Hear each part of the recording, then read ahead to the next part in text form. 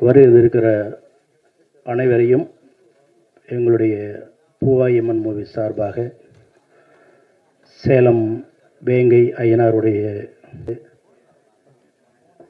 இந்த படம் ஒரு மாறுபட்ட படம். ஹீரோ மகேந்திரன் அவர்கள் மிக சீரோடும் சிறப்போடு நடிச்சிருக்காரு பார்த்தீங்க. அதே மாதிரி இந்த படத்தில் டைரக்ஷன் அவதார் அவர்கள் மிக சிறப்பான ஒரு உங்கள் மக்களுக்கு தந்திருக்கிறார். கேமராமேன் சார், அதே மாதிரி எடிட்டர் சார், அதே மாதிரி அண்ணா ஆர்ட் டைரக்டர் தேவா அண்ணன் மற்றும் டான்ஸ் மாஸ்டர் எல்லாருமே, அதே மாதிரி அன்பு தம்பி ஜீவா அவர்கள், இங்கே வருகின்ற இந்த விழாவினுடைய கதாநாயகன் அஜு ராஜமணி சார், மற்றும் இங்கே வருகிற ஆரி சார், மற்றும் இந்த படத்தை தமிழ்நாடு ஃபுல்லாக ரிலீஸ் பண்ணக்கூடிய மங்களம் பிச்சமுத்து சார், என்னுடைய இனிய நண்பர் சுவாமிநாதன் அவர்கள், அதே மாதிரி இங்கே வருகின்ற மேடையில் இருக்கின்ற சிறப்பான கவிஞர் எங்கள் மண்ணினுடைய மைந்தன் சொர்போ கருணாநிதி அவர்கள், வருகின்ற ஸ்டண்ட் மாஸ்டர் அவர்களும், மற்றும் காவியா மேடம், சிவகுமார் சார், மற்றும் மேடையில் வீட்டிருக்கிற அனைவரையும் எங்களுடைய ஸ்ரீ பூவாயம்மன் மூவிஸ் சார்பாக வருக வருக என வரவேற்று முதல் நிகழ்வாக எங்களுடைய படத்தினுடைய கதாநாயகன் திரு மகேந்திரன் அவர்களை வாழ்த்து வழங்குமாறு அன்போடு கேட்டுக்கொள்கிறேன்.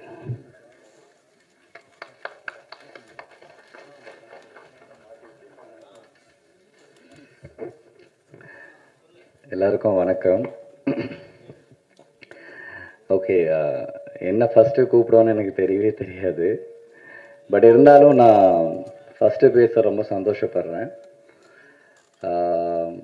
நான் ஃபஸ்ட்டு டைரக்டர்கிட்டேருந்து ஸ்டார்ட் பண்ணுறேன். அவதார் ரொம்ப டிஃப்ரெண்ட்டான ஒரு பர்சன். எனக்கு அவர்கிட்ட ரொம்ப பிடிச்ச விஷயமே வந்துட்டு, ஒரு வேலையை ஸ்டார்ட் பண்ணுறோம், அது எங்கேயுமே நிப்பாட்டாமல் அது முட்டி மோதி அது எவ்வளோ வருஷம் ஆனாலும் எங்கே கஷ்டப்பட்டு அந்த ப்ராடக்டை வந்து என் ப்ராடக்டாக தேட்டர் வரைக்கும் கொண்டு வருவார். நான் ஏன் இதை சொல்கிறேன் அப்படின்னா, இது ஒரு லைக் ஒரு 3 to 4 இயர்ஸாகவே இந்த ப்ராஜெக்ட் வந்துட்டு டேக் ஆஃப் ஆகுது. அப்புறமா நிறைய செலவுகள்னால வந்து ஹோல்ட் ஆகுது. ஸோ எங்களுக்கு நிறைய இஷ்யூஸ் இருந்துச்சு, ஆனால் அவருக்கு எங்கேயுமே கிடையாது. ஸோ அவ்வளோ நல்லா ஹேண்டில் பண்ணார். நான் அவரை ரொம்ப நம்பினேன். ரொம்ப க்ரேஸியான ஒரு டைரக்டர். எனக்கு நிறைய தயக்கம் இருந்துச்சு. நீங்கள் பார்த்துருப்பீங்க அந்த சாங்கெல்லாம் வந்துட்டு நீங்கள் பார்த்துருப்பீங்க. நான் சொன்னேன், சார் என்ன சார் அப்படின்னேன். இல்லை சார் ரொம்ப நல்லாயிருக்கும், அந்த கேரக்டரே அப்படி தான், அந்த காதல் குமாரே அப்படி தான் சார், அவர் பைத்தியம் சார் அவன் அப்படின்னாரு. ஸோ அதுக்காகவே நானுமே ஒரு மேக்ஸிமம் லைக் எந்த ஒரு பவுண்ட்ரியும் இல்லாமல் என்னென்ன பண்ண முடியுமோ, ஒருத்தன் வந்து ஃபைட் பண்ணால் எப்படி குரங்கு மாதிரி எப்படி குதிச்சு சண்டை போடுவான், இருங்க. ஸோ ஒருத்தன் வந்து ஒரு மங்கி மாதிரி ஒரு கிரேஸியான ஒரு பர்சன் எப்படி ஃபைட் பண்ணுவான், அவன் டான்ஸ் ஆன எப்படி, அவனுக்கு பவுண்ட்ரியே கிடையாது. அவனுக்கு வந்துட்டு ஒரு இப்படி தான் ஒரு மனுஷாக இருக்கணுன்றதுலாம் அவனுக்கு கிடையவே கிடையாது. ஸோ அப்படி ஒரு கேரக்டராக பண்ணியிருக்கேன். நான் நிறைய கற்றுக்கிட்டேன் இந்த படத்தில். லாஸ்ட் ஒரு எனக்கு தெரிஞ்ச படத்தில் ஒரு 20 to 30 minutes வந்து படம் ஃபுல்லாக தலைகீழியே தான் தொங்கி படமே நான் சொல்லியிருப்பேன், இந்த கதையவே சொல்லியிருப்பேன். ஸோ அந்த மாதிரி நிறைய விஷயம் பண்ணேன். எனக்கு ரொம்ப சந்தோஷம். இது ப்ராஜெக்ட் கிடைக்கிறதுக்கு ஒரு முக்கியமான காரணம் வந்து கேமராமேன் வில்லியம்ஸ்ண்ணா. தேங்க்யூ ஸோ மச்ண்ணா. அண்ட் டைரக்டருக்கும் இந்த நேரத்தில் ரொம்ப ரொம்ப தேங்க்ஸ். அண்ட் இவ்வளோ நல்ல படத்துக்கு ஒரு நல்ல மியூசிக் டைரக்டர் தேவைப்பட்டது. அப்போ நான் சொன்னேன் டைரக்டர்கிட்ட, சார் நல்ல மியூசிக் டைரக்டர் வேணும் சார். பெரிய மியூசிக் டைரக்டர்கிட்ட போகும்போது பட்ஜெட் பெருசாக இருக்குது, பட் ஆனால் நம்மளுக்கு இருக்கிற பட்ஜெட்டில் நல்ல மியூசிக் டைரக்டர் வேணும். அவர் தான் சார் ஹீரோ. இதுக்கு நான்லாம் ஏதோ சும்மா நடிச்சிருவேன் சார். அவர் மியூசிக் பண்ணலன்னா, அவர் ஆர்ஆர் பண்ணலன்னா, அவருக்கு அந்த ஒரு ஃபேண்டசி சென்ஸ் இல்லைன்னா அது பண்ணவே முடியாதுன்னு சொல்லும்போது தான் நாங்கள் பார்த்த ஒரு மியூசிக் டைரக்டர் அச்சுண்ணா. அண்ணா தேங்க்யூ ஸோ மச்ண்ணா. எனக்கு உங்களை ரொம்ப பிடிக்கும். நான் உங்களோட சாங்ஸாக இருக்கட்டும், எதுவாக இருக்கட்டும், நான் அதை கேட்கும்போது நினச்சிருக்கேன் ஒரு நாள் இவரோட கண்டிப்பாக ஒர்க் பண்ணணும் அப்படின்ட்டு. ஸோ அதுக்காகவே நான் இந்த படத்தில் உங்களோட மியூசிக்கில் நடிக்கும்போது நான் ரொம்ப என்ஜாய் பண்ணேன். Thank you so much for that. And editor Grayson. So இந்த மாதிரி சொல்லிகிட்டே போகலாம். நிறைய நல்ல நல்ல டெக்னீஷியன்ஸ் இருக்காங்க. எல்லாருக்குமே இருந்த ஒரே ஒரு ஃபயர் என்னென்னா, இந்த ப்ராஜெக்ட் ஸ்டார்ட் பண்ணியிருக்கோம், எங்கேயுமே நின்றுடக்கூடாது. ஏன்னா இன்றைக்கி நம்ம ஒரு ப்ராஜெக்டை ரொம்ப ஒரு வேகத்தோடு நம்ம ஸ்டார்ட் பண்ணுறோம். ஆனால் ஏதாவது யாராவது எதனா சொல்லியிருப்பாங்க, இல்லை எங்கேயாவது ஒரு ஃபினான்ஸ் ப்ராப்ளம் வரும், இல்லைனா சினிமா பிஸ்னஸே இல்லைப்பான்னு சொல்லுவாங்க. இவ்வளோ கஷ்டத்தையும் தாண்டி ஒரு படத்தை கொண்டு வரது ரொம்ப கஷ்டம். ஸோ இவங்க எல்லாருமே சேர்ந்து அதை கொண்டு வந்திருக்காங்க. So thank you so much for that. And ஆக்டர்ஸாக ஜீவானா எப்போவுமே வந்துட்டு எனக்கு ஒரு அண்ணனா வந்துட்டு எதுவாக இருந்தாலும் நான் ஒரு படம் நடித்தாலும் சரி, அண்டு எங்கேயாவது என்னை பார்த்தாலும் சரி, ரொம்ப அன்பாக வந்துட்டு எனக்கு எப்போவுமே வந்துட்டு என் கூடயே இருப்பார். ஸோ இதில் வந்து எனக்கு அவர் வில்லனாக நடிக்கும்போது எனக்கு ரொம்ப ரொம்ப ஜாலியாக இருந்துச்சு. நிறைய பேசணும். ஸ்க்ரீனுக்கு பின்னாடி அண்ணன் தம்பி, முன்னாடி வந்தால் வில்லனு அப்படின்வாரு. So very happy working with ஜீவானா. அண்ட் இதில் ஹீரோனா வந்துட்டு ஷாய்பா நடிச்சிருக்காங்க. அவங்க இன்னைக்கு இங்கே வரல. வெரி சொன்ன அவங்களுக்கு கல்யாணம் ஆக போகுது. ஸோ அதனால தான் வந்து கல்யாண ஒர்க்கில் பிஸியாக இருக்காங்க. ஸோ இந்த மாதிரி நிறைய டெக்னீஷியன்ஸ் அண்ட் எல்லாருக்குமே, ஆக்டர்ஸ் எல்லாருக்குமே ரொம்ப ரொம்ப நன்றி. அண்டு அயனாரனா ரொம்ப ரொம்ப நன்றி. இந்த படத்தை நீங்கள் கையில் எடுத்துக்கிட்டு தேட்டர்ஸுக்கு கொண்டு வர்றதுன்றது ஒரு பெரிய விஷயம். தேங்க்யூ ஸோ மச் அந்த விஷயத்தை நீங்கள் செய்கிறதுக்கு. அண்டு ஆரினா, தேங்க்யூண்ணா, ரொம்ப ரொம்ப தேங்க்ஸ். நேற்று ஒரே ஒரு கால் தான் பண்ணேன். ஏன்னா எனக்குமே எல்லாம் லாஸ்ட் மினிட்ல தான் அவர் சொல்லுவார். ஒரே ஒரு கால் பண்ணேன், நீங்கள் வந்தீங்க. தேங்க்ஸ் அலாட் உங்களோட ப்ரெசன்ஸ்க்கு. அண்ட் இங்கே வந்திருக்கிற எல்லாம் ப்ரெஸ் அண்ட் மீடியா உங்கள் எல்லாருக்குமே ரொம்ப ரொம்ப ரொம்ப நன்றி. நான் நிறைய பேர் வந்துட்டு எனக்கு சில நேம்ஸ் எல்லாம் எனக்கு மைண்டில் நிற்காது. அதனால தான் என்னால் நேம் சொல்ல முடியாமல் அப்படியே எஸ்கேப் ஆயிடுறேன்.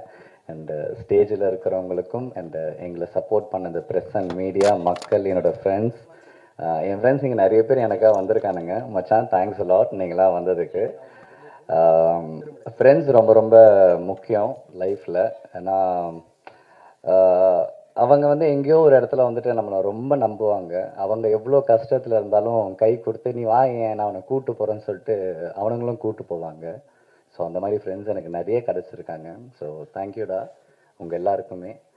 அண்ட் இந்த படம் வெரி சூன் தியேட்டருக்கு வருது. கண்டிப்பாக நீங்கள் எல்லாம் பாருங்கள். அண்ட் திருமலைன்னா தேங்க்யூ, உங்கள் பேரை மறந்துட்டு சாரி. அண்ட் எல்லாருக்குமே ரொம்ப ரொம்ப நன்றி நீங்கள் வந்ததுக்கு. Thank you, thanks a lot. தேங்க்யூ. அதாவது இந்த கதை பிரகாரம் எந்த ஹீரோவும் இந்த கதைக்கு நடிக்க மாட்டாங்க. ஏன்னா படத்தில் பார்த்தீங்கன்னா முக்கால்வாசி வந்து தலைகீழாக வர்ற ஷாட்ஸ் தான் இருக்கும். ஸோ அதை வந்து மகேந்திரன் துணிச்சலாக பண்ணதுக்கு உண்மையிலே மகேந்திரனுக்கு நான் நன்றி சொல்கிறேன். உங்களுடைய எல்லாரும் கைதட்டலும். அதே மாதிரி இந்த படத்தில் முதல் முறையாக அவர் வந்து பிஸியாக இருக்கார். இந்த ஹீரோ விஜய் சேதுபதி சார் வந்து பயங்கர பிஸி. அவர் இந்த படத்தில் ஒரு அருமையான ஒரு பாட்டை பாடியிருக்காரு. ஸோ இப்போ தான் ஏர்போர்ட்டில் இறங்கியிருக்காரு. நேராக இங்கே வரலாம், இல்லை வீட்டுக்கு போகலாம். கண்டிப்பாக அண்ணன் இங்கே வருவார்னு எதிர்பார்க்குறேன். தேங்க்யூ.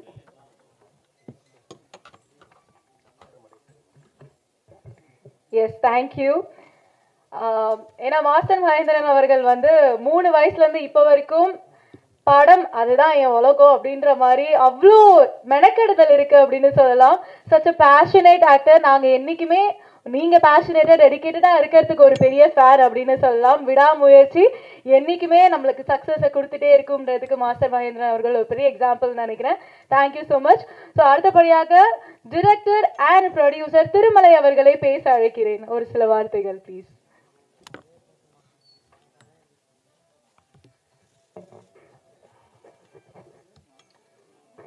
அனைவருக்கும் காலை வணக்கம்.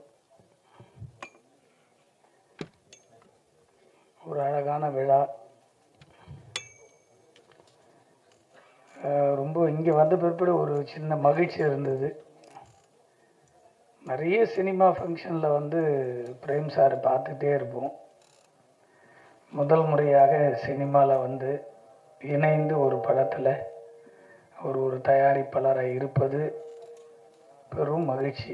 காரணம், நிறைய படத்துக்கு பின்னாடி நம்மளுக்கே தெரியாமல் எவ்வளவோ பேருடைய உழைப்புகள் இருக்குது.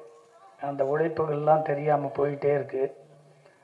ஸோ இந்த படத்தில் அவர் வந்து ஃப்ரண்டில் நிற்கும்போது உண்மையிலேயே மகிழ்ச்சியாக இருக்குது. உங்களுக்கு மகிழ்ச்சி தெரிவிப்பது மட்டுமல்ல,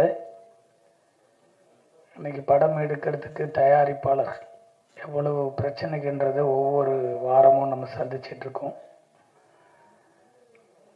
சினிமாவே யார் கையில் இருக்குன்னே தெரியல, அவ்வளவு பிரச்சனைகள் இருக்குது.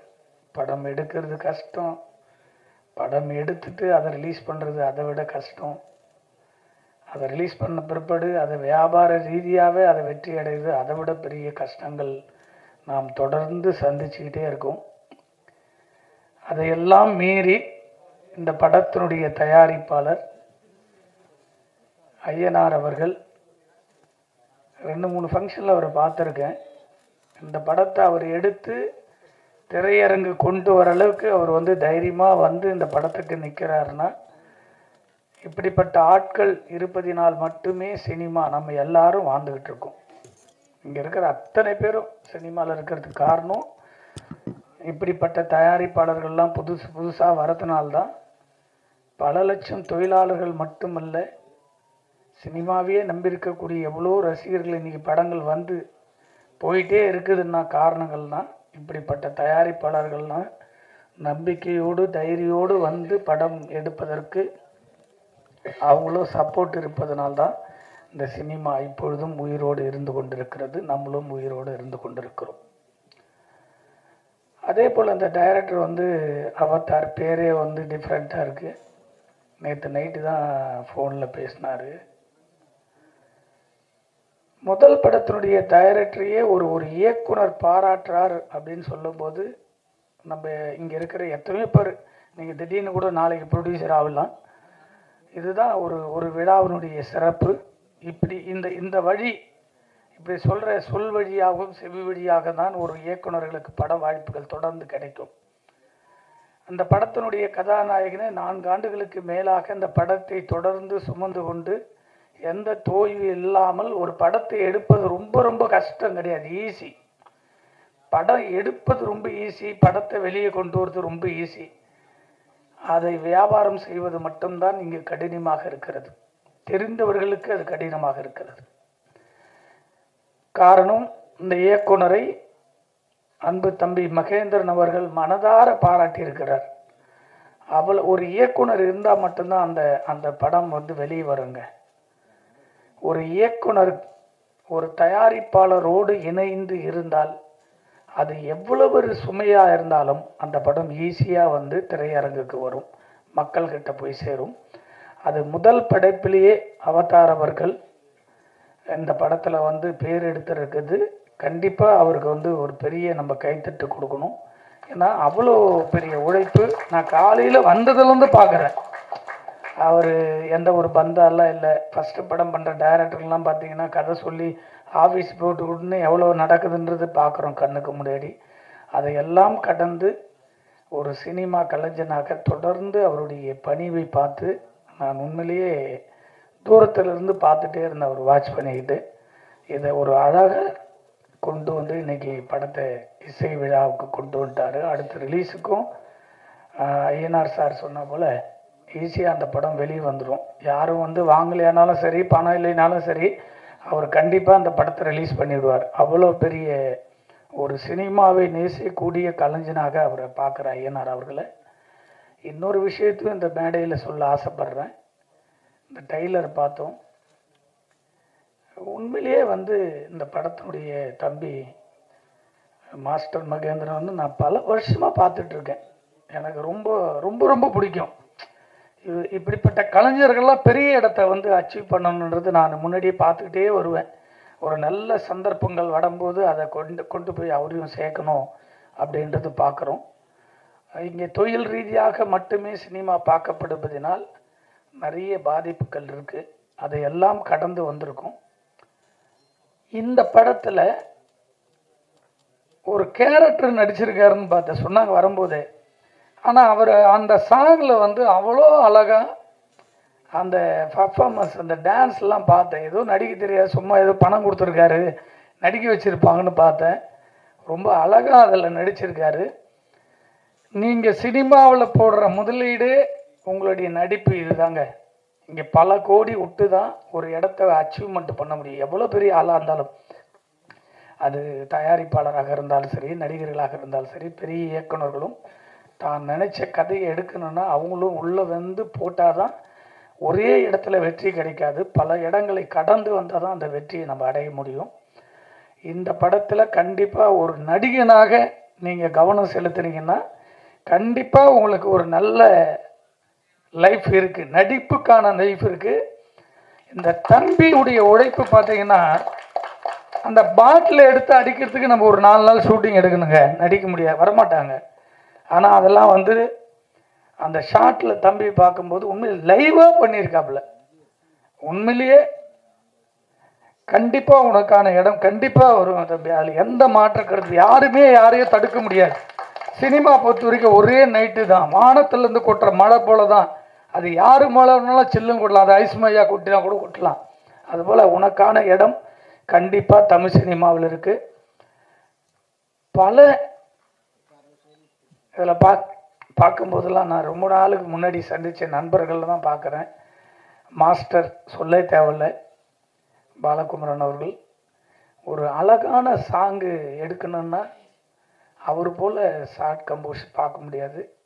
என்னுடைய முதல் படத்துலேயே எனக்கு பிடிச்சா போல் 2 சாங் எடுத்து கொடுத்தாரு. அப்படி ஒரு மாஸ்டர், அவர் பேசவே மாட்டார், ஆனால் அப்படிப்பட்ட ஒரு கலைஞன் அவர். இப்படியெல்லாம் இருக்கிறதுனால தான் சினிமாவில் அங்கங்கே அட்டி பூத்தாப்பில் ஒரு படங்களை நம்ம பார்க்குறோம். அதே போல் இந்த படத்தினுடைய கவிஞர் இருக்கார் கருணாநிதி அவர்கள். அவர்லாம் வந்து வரிகள் அப்படி எழுதுவார், கரெக்டான படங்கள், பெரிய படங்கள் அமையல. அப்படிப்பட்ட ஒரு என்னது கடவுளை விட உயர்வாக சொல்லி ஒரு பாட்டு எழுதினார் என்னுடைய படத்தில் அம்மாவுக்காக. அப்படிப்பட்ட கவிஞர் அவர் கருணாநிதி அவர்கள். இந்த படத்தில் எழுதி வெற்றி கூட்டணியில் அவங்களாம் இருக்கிறாங்க. அதே போல் ஒரு சாங் பாடியிருக்காங்க நமிதா அவர்கள். நானே நடிச்சிருப்பாங்கன்னு பார்த்தேன், பாட்டு எழுதியிருக்கு, பாடியிருக்காங்க. மகிழ்ச்சியாக இருக்குது. இந்த படத்தினுடைய இசையே வந்து அச்சு அவர்கள். எனக்கு வந்து இந்த கஜானான்ற ஒரு படத்தில் தான் அவர் வந்து முதல் முறையாக பார்க்குறேன். அவருடைய ஒரு சாங் போட்டு கொடுத்தாரு, இந்த சாங் பார்த்தேன், எனக்கு ரொம்ப லிரிக் வீடியோவோட ஒரு சாங் அனுப்பிச்சி விட்டாங்க. அந்த சாங் பார்த்துட்டு ஒரு பெரிய இசையமைப்பாளராக வர வேண்டிய ஒரு ஆச்சு, ஏன் அப்படியே பெரிய படங்கள்லாம் அந்த படத்தை பார்த்தோன்னே சொன்னேன், கண்டிப்பாக அந்த படம் பெரிய ஹிட் ஆகும் அப்படின்னு எதிர்பார்த்தோம். அந்த படத்தில் அவருடைய பாடல்கள், அந்த ஆர்ஆர்லாம் ரொம்ப அழகாக அந்த படத்தில் பண்ணியிருப்பார். அதே போல் அந்த சாங்லேயும் ட்ரைலர்லேயும் பார்க்கும்போது அவருடைய உழைப்பு மீண்டும் இருக்குது.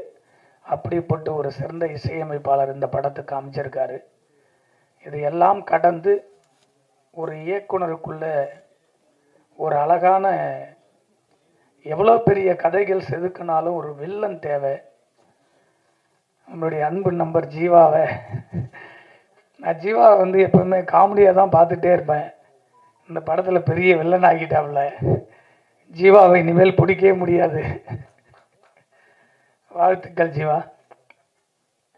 அதே போல் இந்த படத்தில் நடிச்சிருக்கிற டெக்னீஷியன், கேமராமேன் அனைவருக்கும் நன்றி சொல்லி, கரை நாளைக்கு வந்து கரைன்னு ஒரு படம் ஃபங்க்ஷன் இருக்குது. திடீர்னு இந்த படத்தினுடைய டைட்டில் கூட என்கிட்ட சொல்லலை எதிராயிட்டு. இதுதாங்க இங்கே வந்து எங்கே போர் உருவாகுது அப்படின்னு சொன்னால், நாட்டில் வறுமை கோட்டு கீழும் வறுமை கோட்டுக்கு மேலும் தான் போர் உருவாகிறது. ஒரு தயாரிப்பாளர், சிறுபட தயாரிப்பாளர்கள் மட்டும்தான் தமிழ் சினிமாவை தன் சொந்த பணம் எடுத்துகிட்டு வந்து பல வீடுகளுக்கு படம் முடிஞ்சு நடிப்போம், முடியாது, அந்த டைமில் ஒரு வீடு விற்பாங்க. சரி, அதை முடிச்சுட்டு கடந்து வந்துடும்னு நினைக்கிறோம். சில டைரக்டரால் பட்ஜெட்டில் பண்ண முடியலன்னா வீட்டில் இருந்து அப்போ தான் ஒரு 50 பவுன் எடுத்து போய் பேங்க்கில் வைப்பாங்க.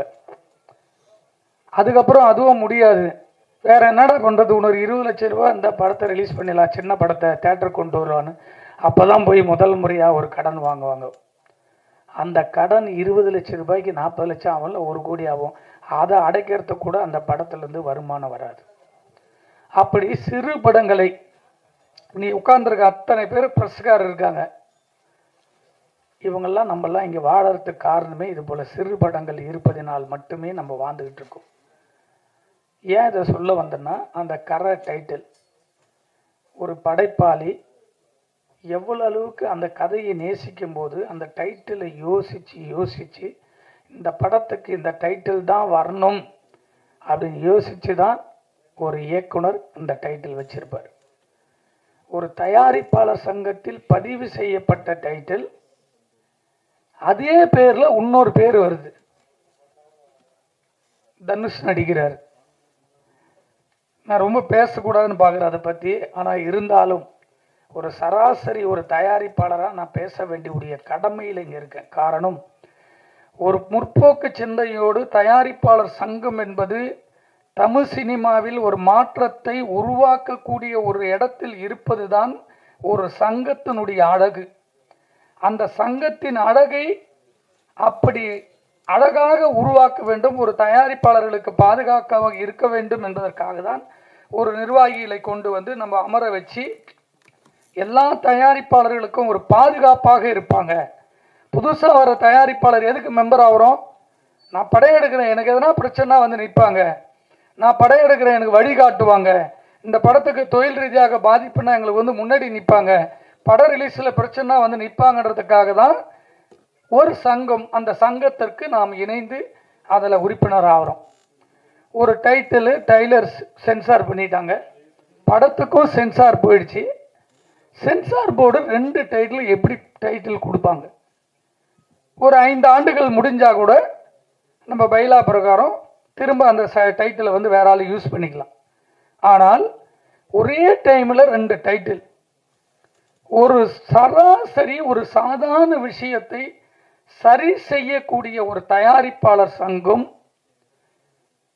இங்கே தான் மேல் மக்கள் கீழ் மக்கள் என்ற போல பிரிவினை உருவாக்குறார்கள். தொடர்ந்து சொந்த பணம் போட்டு தயாரிக்கிற தயாரிப்பாளர்களுக்கு இங்கு பாதுகாப்பு இல்லை. ஒரு சங்கம் எப்படி பாதுகாப்பு இருக்கணும்னா, படம் எடுத்ததிலிருந்து படத்தை முடிச்சு வெளியே கொண்டு வர வரைக்கும் அந்த தயாரிப்பாளர்களுக்கு அரணாகவும் பாதுகாப்பாகவும் இருப்பதுதான் ஒரு தயாரிப்பாளர் சங்கத்தினுடைய கடமை. இந்த தயாரிப்பாளர் சங்கத்தை மட்டும்தான் ஒட்டுமொத்த சினிமாவையும் நம்ம வழி நடத்துகிறோம். அந்த சங்கமே ஒரு சாதாரண டைட்டில், இந்த டைட்டில் மட்டும் இல்லை, பல டைட்டில்கள் இதே பிரச்சனை வருது. எனக்கு ஷாக்காக இருந்தீங்க உட்காந்த கரை அப்படின்னு ஷாக் ஆகிடுச்சு. நாளைக்கு 31 படம் ரிலீஸ் ஆக போகுது. பாதிப்பு எங்கே வருது? ஒரு தயாரிப்பாளர் சிறு படத்துக்கு எந்த படமே சோசியல் மீடியாவில் தட்டினா எந்த படம் வரும்?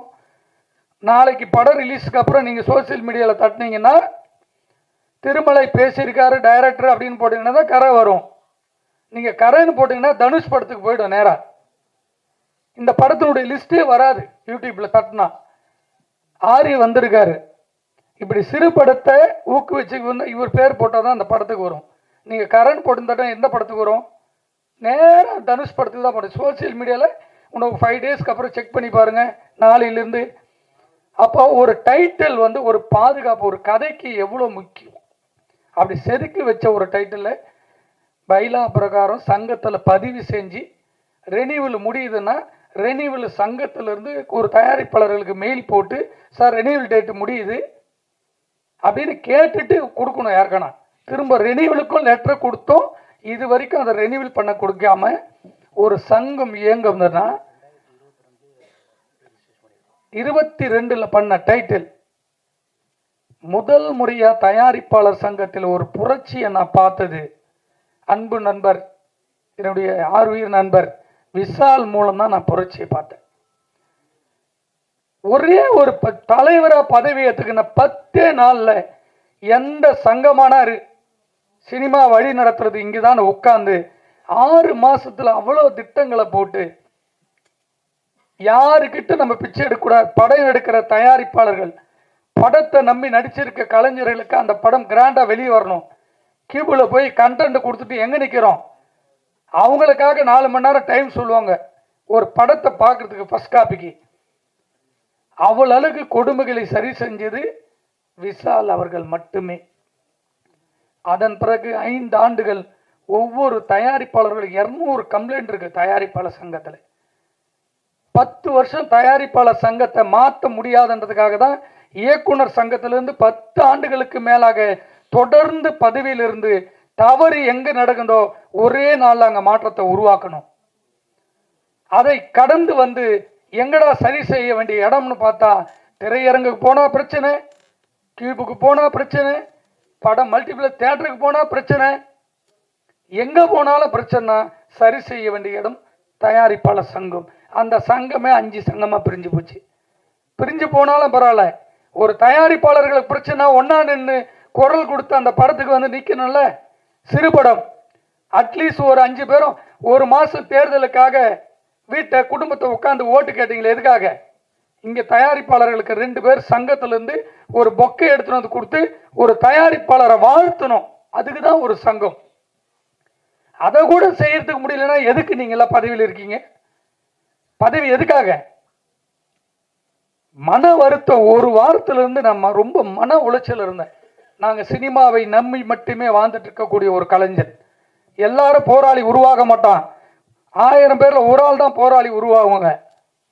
அப்படி தொடர்ந்து தொடர்ந்து சினிமாவை வழிநடத்த வேண்டும் என்று பல முறை போர்க்குணம் கொடுத்துரும். இன்னைக்கு தயாரிப்பாளர் சங்கத்தில் 100 ரூபாய் இல்லை, கோடி கோடியா. ஐநார் சார் சொன்னார், சார் இப்போ கூட ஒரு படம் ஷூட்டிங் ஒரு 5 லட்சம். இப்படிப்பட்ட தயாரிப்பாளர்கள் நீங்க பாதுகாத்து பாருங்க.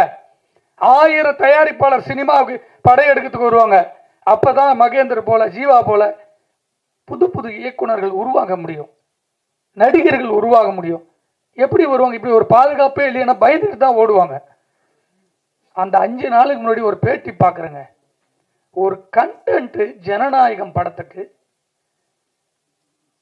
ஒரு எடிட்டிங் ரூம்ல இருந்து போது ஒரு தயாரிப்பாளர் சங்கத்தில் உட்கார்ந்து ஒட்டுமொத்த நிர்வாகிகளும் உட்கார்ந்து ஒரு கண்டனத்தை இம்மிடியட்டா கண்டனத்தை தெரிவிச்சு ஒரு 100 பேர் ஒன்னா சேர்ந்து ஊர்வலமா போய் கமிஷனரை பார்த்து கம்ப்ளைண்ட் கொடுக்கறதுக்கு கூட ஒரு ஆள் இல்லை இங்க இந்த தமிழ் சினிமாவில். இதுக்கெல்லாம் ஒரு சங்கம், ஒரு வீடியோ போட்டு பதிவு போடுறோம் ஒரு சங்கத்துக்கு. எவ்வளவு 500 கோடி ரூபாய் படம் எடுத்த ஒரு படம் சாதாரணமா வருது. இதுக்கு சோசியல் மீடியால கத்துற ஒரு இயக்குனர்களோ பெரிய நடிகர்களோ யாருமே இல்லை. ஒரு சிலர் மட்டும் கண்டனத்தை தெரிவிச்சிருக்காங்க. அதுக்கப்புறம் ஒரு 4 நாள் கடந்து கருணாஸ் கிட்ட ஒரு பேட்டி கேட்குறாங்க.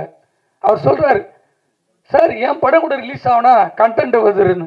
இவரெல்லாம் நடிகர் சங்கத்தில் பதவியில் உட்காந்து ஒரு ஒரு பொறுப்புள்ள ஒரு பேச்சாது.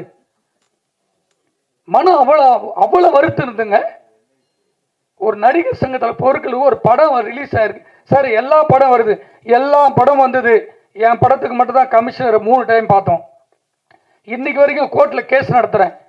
படம் ரிலீஸ் ஆகிற அன்னைக்கு நைட் அடுத்த நாள் மொத்த படமும் ரிலீஸ் ஆகுது. எத்தனை தயாரிப்பாளர் எத்தனை சங்கம் வந்து பாதுகாப்புக்கு நின்று இருக்கு சொல்லுங்க பார்க்கலாம். தமிழ்நாட்டில் தவிர வேற எங்கன்னா ஒரு படம் ரிலீஸ் ஆகி கண்டென்ட் வெளியே வந்திருக்குன்னு எந்த மாநிலத்தில் சொல்லுங்க பார்க்கலாம். அப்ப தமிழ்நாடு என்ன எந்த நிலைமையில நிற்கிற சினிமாவுக்கு பாதுகாப்பு? ஒரு தயாரிப்பாளர்களுக்கு பாதுகாப்பு கொடுக்க வேண்டிய தமிழ்நாட்டினுடைய காவல்துறையும் அரசாங்கமும் தமிழ்நாடு தவிர ஒரு கண்டென்ட் ஒரு படத்தை ஒரு ஆந்திர மாநிலத்திலோ கர்நாடகாலேயோ கேரளாலேயோ பாம்பேலையோ ஒரு மாநிலத்தில் ரிலீஸ் பண்ண சொல்லுங்க பார்க்கலாம். இதை கூட தடுக்க முடியாம நம்மெல்லாம் வந்து பல கோடிகளை போட்டு எல்லாம் படத்தை எடுத்து வச்சுட்டு வாரம் ஆடியோ ஃபங்க்ஷன். எவ்வளவு வேதனைகள். சாதாரணமா படம் வருதுங்க. படம் இன்னைக்கு ரிலீஸ் ஈவினிங் எல்லா சோசியல் மீடியாலும் வருது, ஃபுல் படம் வருது. ஏன் தடுக்க முடியாது? கர்நாடகாவில் ஒரு ஃப்ரேம் நீங்க விட்டு பாரு பார்க்கலாம், வெளியே வர முடியாது. குண்டா சொத்து கூட வெளியே வர முடியாது. கரெக்ஷன் போலீஸ் நினைச்சா ஒரே நாள் கண்டுபிடிக்க முடியலாம்.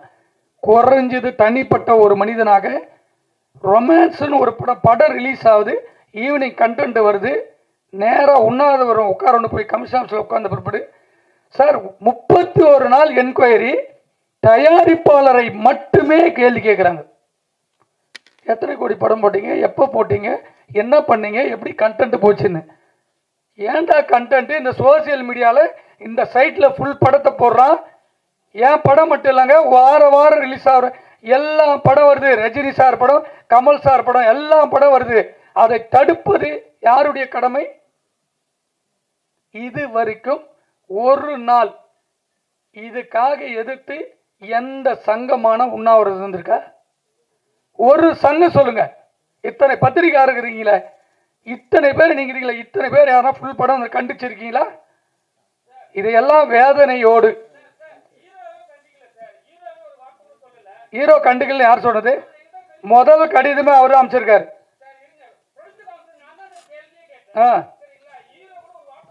யார் சொல்லன்றது? ஹீரோ வந்து முதல் கடிதமே அவரு அமைச்சிருக்காரு. யார் சொன்னது? எது லேட்டானா எப்போ அமைச்சாரு? அவர் டைமோடு பாருங்க. சோசியல் மீடியாவில் அனௌன்ஸ் பண்ண உடனே முதல் மீட்டிங் பெப்சியோட நடக்குது. பெப்சி மீட்டிங் போறதுக்கு முன்னாடியே விஜய் அவர்கள் அவருடைய கடிதத்தில் இமிடியேட்டா கமிஷன் ஆஃபீஸ் கம்ப்ளைண்ட் கொடுக்குறாரு. ரெக்கார்ட்ல பாருங்க, ரெக்கார்ட்ல காமிங்க. நான் சொல்றேன் உங்களுக்கு. ப்ரொடியூசர் கவுன்சில் போட்டது 3 நாளைக்கு அப்புறம் முதல் மீட்டிங் போட்டது நடப்பு சங்கம். உடனடியாக சோசியல் மீடியால நீங்க கேட்டது வரவேற்கும் பிரதர். நீங்க தயாரிப்பாளர் சங்கத்தில் கேட்டீங்களா? என்னைக்கு மீட்டிங் போட்டாங்க?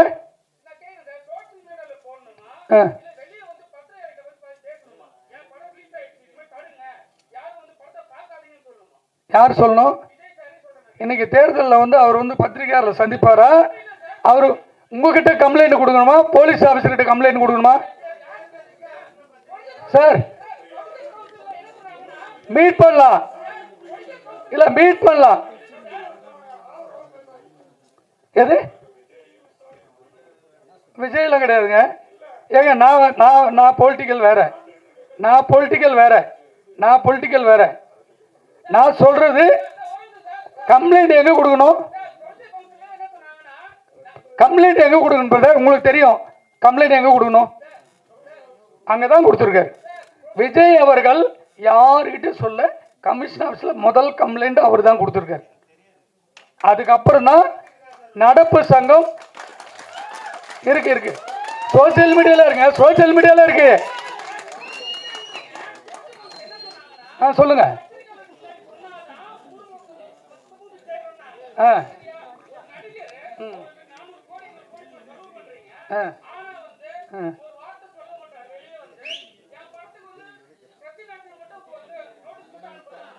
பிரதர் உங்களுக்கு ரெக்வஸ்ட் சொல்ற பர்சனல் வேற. அவருடைய ஃபுல் படத்தை ஒரு தயாரிப்பாளர் கம்ப்ளைண்ட் கொடுக்குறாரு. நடிகர் முதலையே கம்ப்ளைண்ட் போட்டு இந்த படம் லீக் அவுட் ஆயிடுன்னு கமிஷன் ஆஃபீஸர் கொடுக்குறாரு. தயாரிப்பாளர்கள் கொடுக்குறாங்க. இதை நாம் ஒட்டுமொத்த இண்டஸ்ட்ரி சேர்ந்து தான். நான் தான் சொல்றேன், ப்ரெஸ் எங்க இருக்கு? தனியாவா இருக்கு? சினிமா குடும்பம் தானே. நாம் ஒன்னா சேர்ந்து இதை கண்டனம் தெரிவிச்சிருக்கணும். நம்ம தெரிவிக்கல, நம்ம மேல தப்பு இருக்குல்ல. விஜயை விட்டுருங்க. டெய்லி ரிலீஸ் ஆகிற படம்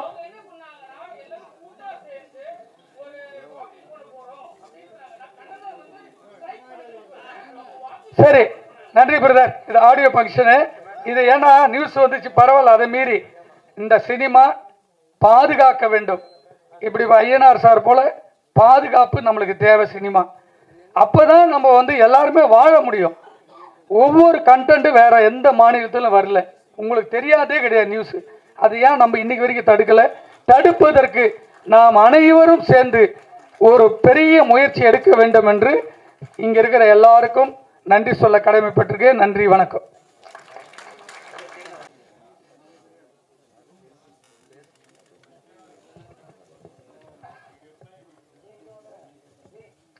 கரா ஆடியோ வெளியீட்டு விழாவிற்கு வருகை புரிந்திருக்கும் பத்திரிகை நண்பர்கள் மற்றும்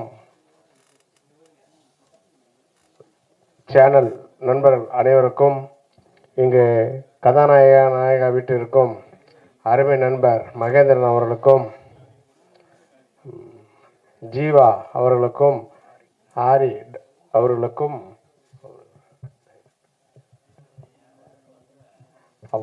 அவதார் அவர்களுக்கும் மற்றும் இங்கே கூடியிருக்கும் மேடையில் என்னுடன் நடித்த அத்தனை பேருக்கும் முதற்க நன்றி தெரிவித்துக் கொண்டு, 2022 நமது பிரேம்நாத் சார் வந்து ஒரு ரோல் நடிக்கணும் வாங்க அப்படின்னு கூப்பிட்டாரு. அப்போ தான் வந்தோம். அந்த படத்தில் வந்து கடைசியாக ப்ரொடியூசராக பண்ணிக்கணும்னு சொல்லி ஜாயின் பண்ணிட்டு ப்ரொடியூசராக பண்ணிட்டோம். அதில் பார்த்தீங்கன்னா நைட்டும் பகலும் போட்டு புழிஞ்சு எடுத்தாங்க. பாவம் மகேந்திரன் அவர் பாவம் ரொம்ப சிரமப்பட்டார். ஜீவா அந்த முதலை வச்சு படம் எடுத்திருக்காங்க. அதாவது ஃபஸ்ட்டு முதல்ல படம் அப்படிங்கிற முதலையில் வச்சு எடுத்ததுனால இந்த படத்தை நம்ம எப்படியாவது நம்ம ப்ரொடியூஸ் பண்ணோம் அப்படின்னு சொல்லி நாம் இந்த படத்தை ப்ரொடியூஸ் பண்ணோம்.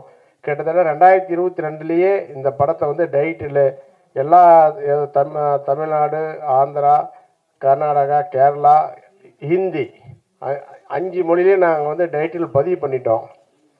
அப்புறம் இப்போ புதுசாக ஒரு படம் டைட்டில் வந்திருக்குதுன்றாங்க. அது நம்மளுக்கு தெரியல அது என்னன்னு. ஆனால் இந்த படத்தை வந்து நாங்கள் 2022 நாங்கள் எல்லா ரெக்கார்டும் எங்ககிட்ட இருக்குது, பதிவு பண்ணிட்டோம். அது எப்படி வெளியே விடுறாங்கன்னு சார் அது அருமையான ஒரு கருத்து சொன்னார். ஒரு பாதுகாப்பு வேணும்னு சொல்லி. அது உண்மைதான். தயாரிப்பாளர் சங்கம் வந்து வேடிக்கை பார்க்குறாங்க. இது வந்து கூப்பிட்டு கூட எப்படி நாங்கள் போய் இப்போ லெட்ரு கொடுக்குறோம், அதை கூப்பிட்டு கூட கேட்டு அது என்ன ஏதுன்னு கூட கேட்கல, இது வரைக்கும் கேட்கல. 2 மாதமாக நாங்கள் அலைஞ்சிட்டு இருக்கிறோம். ரினியூவல் பண்ண ரைட்டு ஓகே, ஆனால் அது நாங்கள் மற்ற இடத்துல எல்லா இடத்துலையும் பதிவு பண்ணிட்டோம். அந்த தயாரிப்பாளர் சங்கம் அவர் சொன்ன மாதிரி என்ன பண்ணிகிட்டு இருக்காங்கன்னு தெரியல. எங்களுக்கு அதை பற்றி எங்களுக்கு கவலை இல்லை. ஆனால் நாங்கள் வந்து இந்த டைட்டில் வந்து கரான்றது நாங்கள் வச்சு இப்போ நம்ம ரிலீஸ் டேட்டை அறிவிச்சிட்டோம்.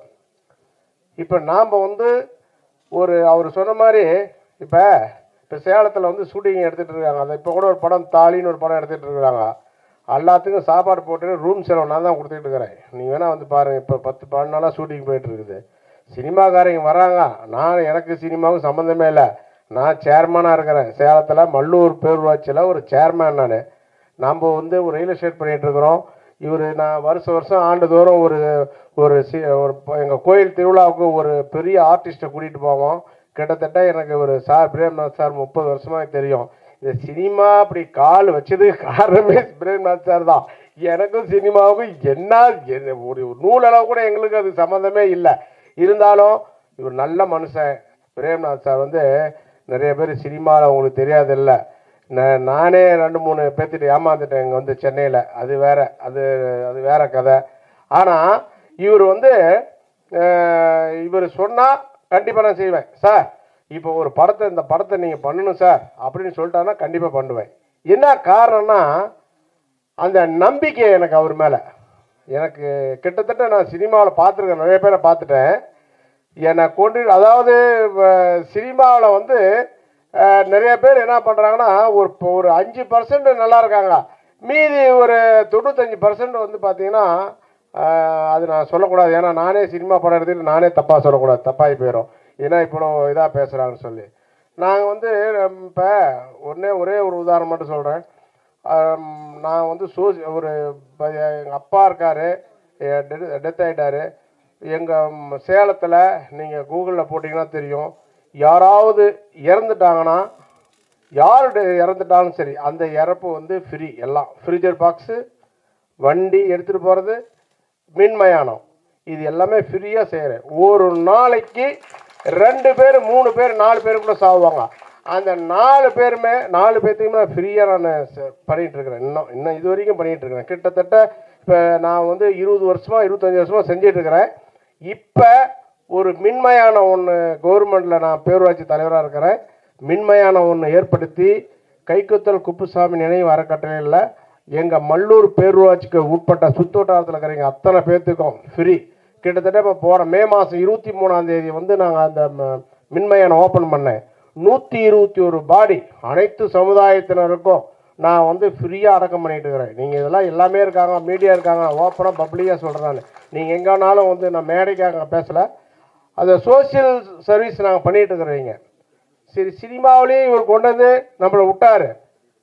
நம்ம இந்த படம் வந்து பார்த்தீங்கன்னா ரொம்ப சிரமப்பட்டு நம்ம டைரக்டர் அவதாரம் சொல்லணும்னா பாவம் அவர்லாம் நான் என்ன சொல்கிறதுனே தெரியல. சினிமாவில் வந்து டைரக்ட் 4 வருஷமாக அந்த படத்தை அவரால் பாவம் அது வேற ஒரு பல சிக்கலில் மாட்டினார். இருந்தாலும் கடைசியாக நான் இவங்களாம் கஷ்டப்பட்டாங்களே அந்த ஒரே ஒரு காரணத்துக்காக தான் நான் வந்து இந்த படத்தை நான் தயார் பண்ணிடுறேன் அப்படின்னு சொல்லி ரொம்ப சிரமப்படுத்துனார். சார் என்னுடைய லைஃப் சார், என் லைஃபே போயிடும் சார், எனக்கு 4 வருஷமாக இந்த இதை விட்டு என் பொண்டாட்டி பிள்ளைங்களாம் விட்டுட்டு நான் இருக்கேன் அப்படின்னு சொல்லி சொன்னார். ஓப்பனாக தான் இங்கே தான் இருக்கார் சொல்கிறேன். அவர் இந்த பிரேம்நாத் சார்லாம் அவங்களாம் வந்து சொன்னதுனால தான் நாம் இந்த படத்தை நம்ம வந்து எப்பாடுபட்டால் பண்ணணும். இதில் பார்த்தீங்கன்னா இந்த டைட்டில் பிரச்சனை இப்போ ஆரம்பிச்சுக்கிடுச்சு.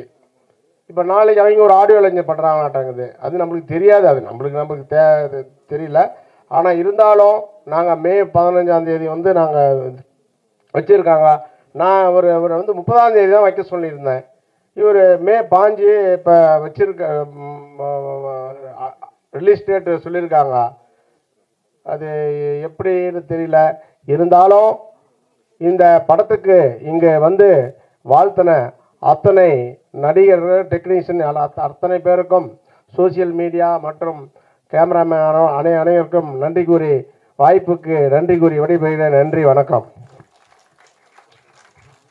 Thank you sir. நட்பும் நம்பிக்கையும் சேர்ந்துதான் கரா உருவாக்கியிருக்கு அப்படின்னு நீங்க சொல்லி தெரியுது. ஸோ அடுத்தபடியாக இவரை பற்றி சொல்லணும்னா த handsome and the smart hero அப்படின்னு சொல்லலாம். ஸோ தமிழ் சினிமாலேயே வந்து மாலை பொழுதின் மயக்கத்திலே அப்படின்னு 2012 அந்த படம் வந்தது. இப்போ 2 மாதம் முன்னாடி 4th ஃப்ளோர் அப்படின்னு ஒரு டெய்லர் பார்த்தேன். 2த்துலையுமே மனுஷன் அப்படியே தான்ப்பா இருக்காரு. Ageing like a fine wine அப்படின்னு சொல்லலாம் அவரு. அதையும் தாண்டி சினிமா அப்படின்ற விஷயத்த ரொம்ப அழகா கையாண்டு இன்னி வரைக்கும் குவாலிட்டி கண்டென்ட் ஃபிலிம்ஸை நம்மளுக்காக கொடுத்துட்டு இருக்காரு. அண்ட் அவரோட பேச்சு என்னைக்குமே ஒரு மோட்டிவேஷன் தரும் நம்மளுக்கு. So it's none other than let's welcome ஆரி அவர்கள் ஒரு சில வார்த்தைகள் பேசுமாறு கேட்டுக்கொள்கிறேன்.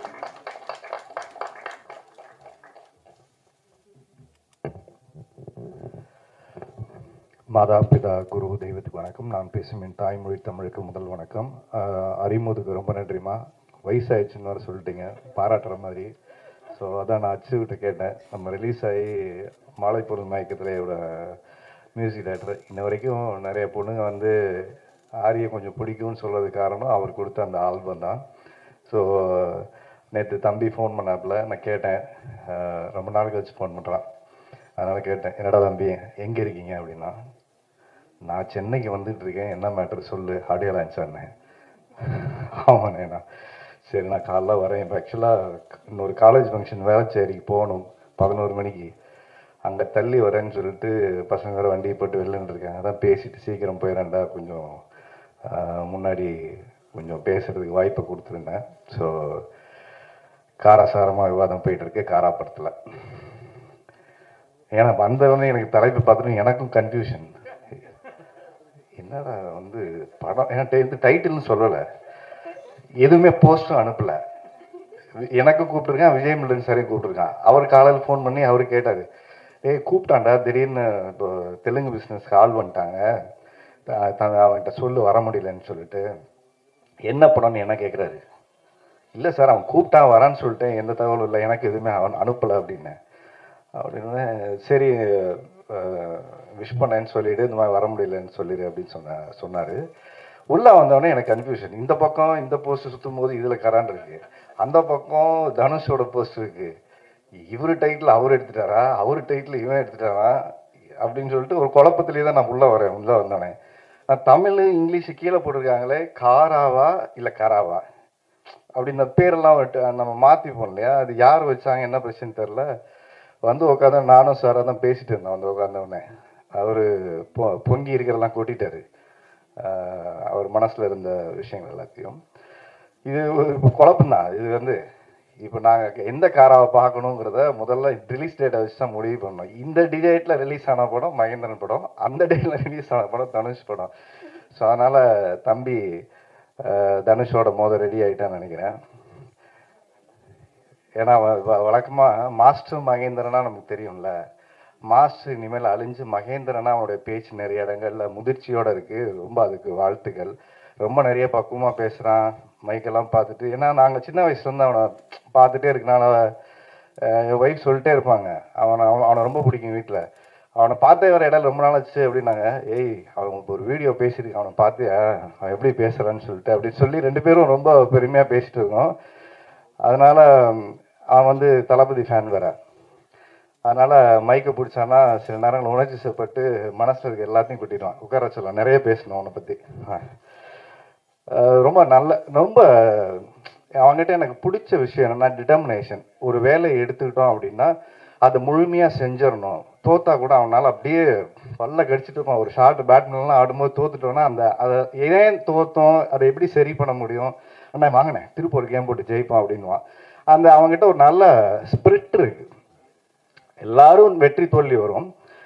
ஆனால் இந்த மாதிரியான ஹீரோக்களுக்கு இருக்கிற குவாலிட்டிஸ் என்னென்னா, ஒரு படத்தை தோளில் சுமந்துக்கிட்டு போகக்கூடிய ஹீரோக்களில் மிக முக்கியமான ஒரு ஹீரோ. கடைசி வரைக்கும் அந்த படத்துக்கு என்ன வேலை செய்யணும், நான் 4 வருஷத்துக்கு முன்னாடி டேட் கொடுத்தா என்ன, அது வந்து இன்றைக்கும் அந்த படத்துக்கு நம்ம நேர்மையாக வேலை செய்யணும். கையில் அதுக்கெல்லாம் வேறு ஒரு புது படம் வந்தால் கூட அந்த படத்துக்கும் நம்ம சரியாக நியாயமாக செய்யணும். அந்த தயாரிப்பாருக்கு, அந்த இயக்குனருக்கு அது என்ன செய்யணுமோ அதை செய்கிறது இருக்குல்ல.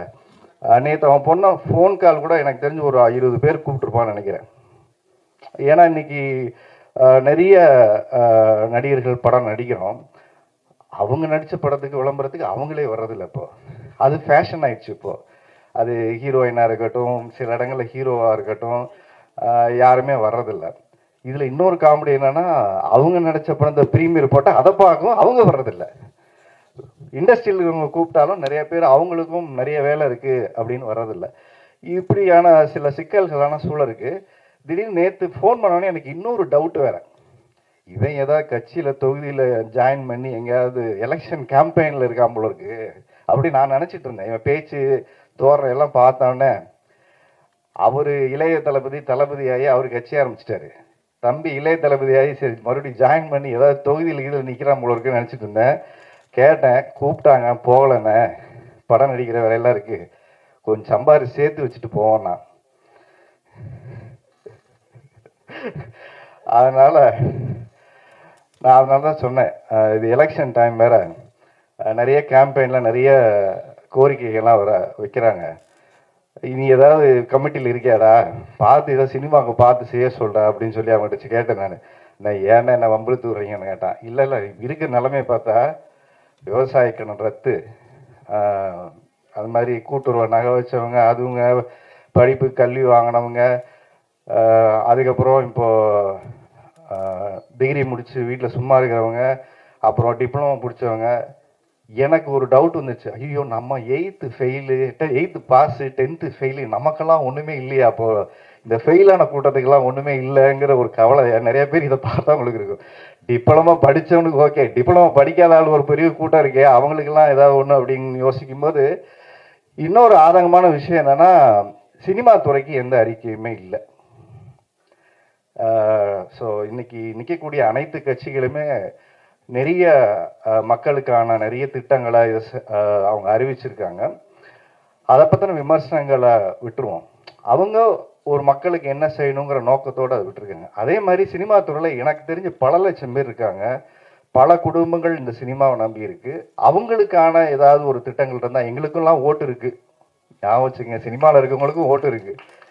அதனால் அவங்களுக்கான சில திட்டங்களையும் நீங்கள் கொஞ்சம் அறிவிச்சிங்கன்னா நாங்களும் மனசு சந்தோஷப்பட்டு இதெல்லாம் வந்தால் இதெல்லாம் செய்வீங்கன்னு எங்களுக்கும் ஒரு சந்தோஷம் இருக்கும். ஏன்னா ரொம்ப நாளாக அந்த டிக்கெட்டிங் ஆன்லைன் டிக்கெட்டிங்கான விஷயங்கள் கொஞ்சம் அதை முறைப்படுத்தணும், அதுக்கான விஷயங்கள் அவங்க ரொம்ப நாளாக கோரிக்கையாக வச்சுக்கிட்டே இருக்காங்க. ஸோ அதெல்லாம் கொஞ்சம் பண்ணிவிட்டு இந்த இருக்கிற பிரச்சனைகள்லாம் சினிமாவில் ஒரு படங்கள் வெளியீட்டில் இருக்கக்கூடிய சிரமங்களை தவிர்க்கிறதுக்கு ஒரு வழிமுறைகளை கொண்டு வரணுங்கிறது ரொம்ப ரொம்ப முக்கியமாக இருக்குது. இன்றைக்கி படம் எடுக்கிறது முக்கியமில்லை, சார் சொன்ன மாதிரி தேட்டரில் ரிலீஸ் பண்ணுறது தான் இன்றைக்கி ரொம்ப கஷ்டமான ஒரு சூழல். ஸோ அதை நம்ம எல்லாம் ஒன்றா இருந்தால் தான் செய்ய முடியும். அதில் ஒரு டிவைடிங் பாலிடிக்ஸ் சொல்லுவாங்க. அதாவது இங்கே பிளவுவாத அரசியல் ஒரு இடத்துல இருக்குன்னு நம்ம சொல்லிக்கிட்டே இருக்கோம். உண்மையாகவே பிளவுவாத அரசியல் சினிமாவில் நிறையா இருக்குது. ஏன்னா நம்ம யாருமே ஒன்றா இருக்கிறது இல்லை.